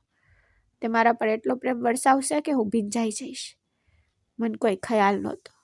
મેં ઉતાવળમાં નાસ્તો બનાવવાનું શરૂ કર્યું. જ્યારે લક્ષ્મી દીદીએ મને જોઈ ત્યારે તેને કહ્યું કે મીરાબેન, હું બનાવી દઉં છું. તું આટલી બધી મહેનત કેમ કરી રહી છે? કેવી વાત કરો છો દીદી, હું બનાવી આપીશ. તમે માનો રૂમ સાફ કરી દો. હું હજુ ચૂલા પર ચા મૂકી રહી હતી ત્યારે તે રસોડામાં આવ્યા. મારા કારા વાળ મારી પીઠ પર ઢળી રહ્યા હતા. તેના મોહક આકૃતિ સાથે તે મારી સાથે ઊભા હતા. તમે ટેબલ પર જાઓ, હું ત્યાં નાસ્તો લાવીશ. મેં તેની તરફ જોયું પણ નહીં. પછી તેને મારો હાથ પકડી લીધો. બોલ્યા, એવું ના વિચાર. ગઈ રાત્રે જે થયું તે ઊંઘમાં હતું, કારણ કે હું સંપૂર્ણ ભાનમાં હતો અને તું હોશમાં નહોતી. મેં તને મારા જીવનમાં હોશમાં હતો ત્યારે જ સ્થાન આપ્યું છે. શું તું મને માફ કરીશ? ગઈ રાત્રે બન્યું તેના માટે. તે દેવરાજ સર, જેનો ગુસ્સો આસમાને હતો, તે આજે મારી સામે માફી માંગી રહ્યા હતા. કલ્પના પણ કરી શકતી નહોતી કે હું તેમને એટલો પ્રેમ કરવા લાગી છું કે તેમના વિના શ્વાસ લેવાનું પણ મુશ્કેલ હતું. હું તમને કેમ માફ કરું? તમારે મારી પાસે માફી ન માંગવી જોઈએ. તમે કંઈ કર્યું નથી.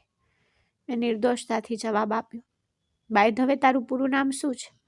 તેને આશ્ચર્યથી પૂછ્યું. મને સમજાયું નહીં તો બોલી, હા, મીરા શર્મા. તે બોલ્યા, નહીં, તારું નામ માસૂમ મીરા હોવું જોઈએ, કારણ કે તું એટલી નિર્દોષ છે કે તું તારી નિર્દોષતાથી આટલી ચતુરાઈથી બધા પર જાદુ કરી શકે છે. મેં આશ્ચર્યથી તેની સામે જોયું. પછી તેને મારો હાથ પકડ્યો. બધું બદલાઈ ગયું હતું. ગુસ્સો ચાલ્યો ગયો હતો અને ફક્ત પ્રેમ જ રહ્યો. કારણ કે જીવ્યાને ખરેખર નવા રંગો બતાવવાનું શરૂ કરી દીધું. પણ દેવરાજ સર બોલ્યા, આજે મને ખૂબ શાંતિ લાગે છે. તારા આંસુએ મને તે સમજવામાં મદદ કરી છે જે હું આટલા લાંબા સમયથી સમજવાનો પ્રયાસ કરી રહ્યો છું. તેમના શબ્દો સાંભળીને મારી આંખો આંસુઓથી ભરાઈ ગઈ. કારણ કે મને ખબર હતી કે ભગવાન એક દિવસ તેને મને પ્રેમ કરાવશે. પછી ભલે તે એક ક્ષણમાં હોય કે જીવનભર. દેવરાજ સર મારા આંસુ લૂછી નાખ્યા. બસ, હવે હું તને ક્યારે રડતા નહીં જોઈ શકું, કારણ કે તમે દેવરાજ વર્માની પત્ની છો. તેમના શબ્દો સાંભળીને હું હસી. એવું લાગ્યું કે ખુશીના રંગો ચારે બાજુ છવાઈ ગયા. સરિતામાં એમને બંનેને હસતા જોયા. ભગવાનનો આભાર માન્યો, કારણ કે તે ઈચ્છતી હતી કે અમે હંમેશા આ રીતે ખુશ રહીએ. કારણ કે સરિતામાએ કહ્યું હતું કે મારા જેવી છોકરી દેવરાજના સ્વભાવ માટે યોગ્ય છે, ધીરજવાન અને સહિષ્ણુ. કારણ કે સરિતામાં માનતી હતી કે મારામાં પર્વતો જેવી હિંમત છે. મારા ચહેરા પર નિર્દોષતા અને મારા હૃદયમાં પ્રેમની તાકાત. હવે હું દરરોજ ખૂબ જ ઉત્સુકતાથી દેવરાજ સરની રાહ જોવા લાગી. દરવાજા પર કારના અવાજથી મારી આંખો ચમકી જતી. ઘરે આવતાની સાથે જ મારો ચહેરો આનંદથી ચમકી જતો. અમારા લગ્નના 3 મહિના પછી સરિતામાએ જાણ્યું કે હું ગર્ભવતી છું. તે જ દિવસે તેમણે મંદિરમાં દાન અને ભોજન સમારંભનું આયોજન કર્યું. આજે હું ખૂબ શરમાતી હતી. મને શરમાતી જોઈને સરિતામાએ કહ્યું, જુઓ, મારી દીકરી કેટલી નસીબદાર છે. જો તેના કારણે મારા ઘરમાં કેટલી ખુશી પાછી આવી છે.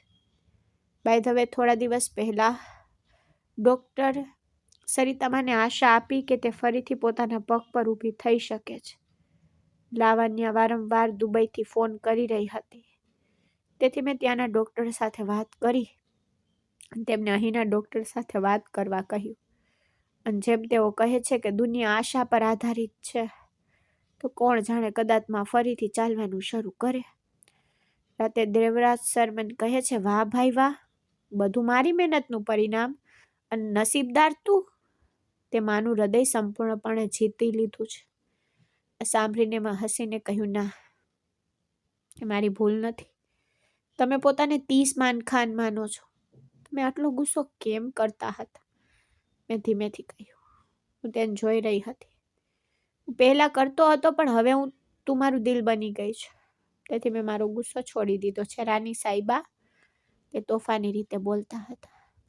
મારી આંખો પ્રેમથી ચમકતી હતી. હવે તે ઘણીવાર મને બિઝનેસ ડિનર પર પણ લઈ જતા હતા. કદાચ કારણ કે હું તેના મૂળ સાથે સંપૂર્ણપણે અનુકૂળ સાધી ચૂકી હતી. અમારો સાથ ઘણો આગળ વધવાનો હતો.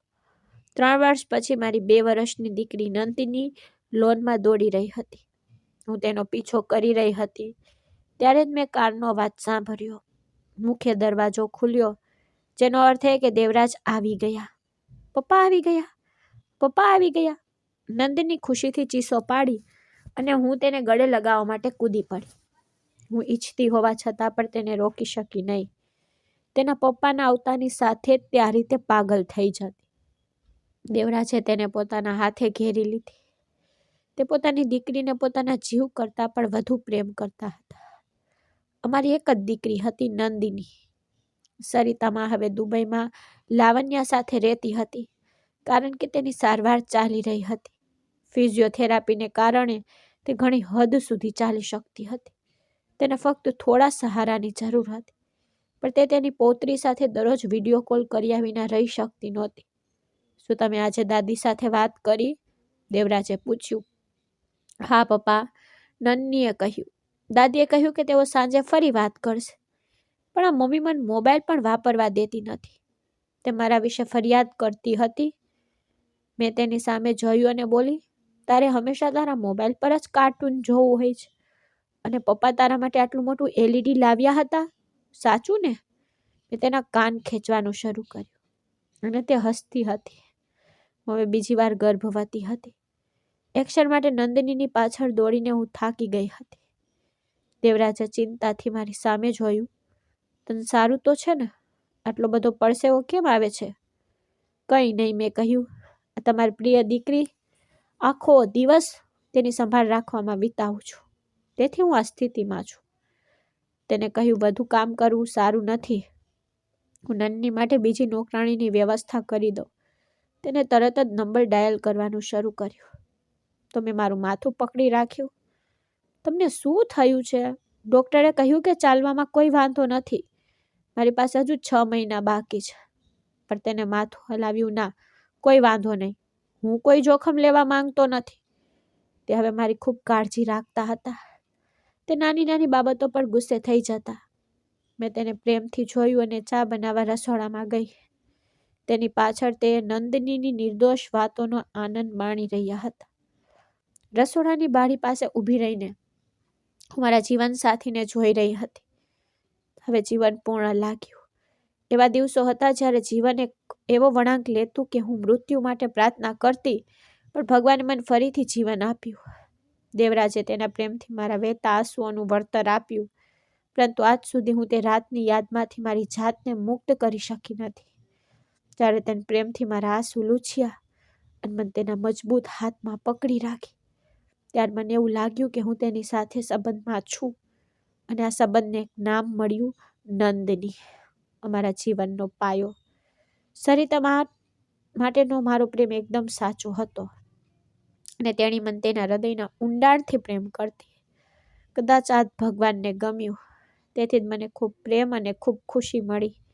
નહીંતર એવા દિવસો હતા જ્યારે હું છુપાવવા માટે જગ્યા શોધતી હતી, પરંતુ ભગવાને મને એક અંતિમ વિશ્રામ સ્થાન આપ્યું, જે મારા જીવનમાં કાયમ માટે એક ખજાનો બની ગયો.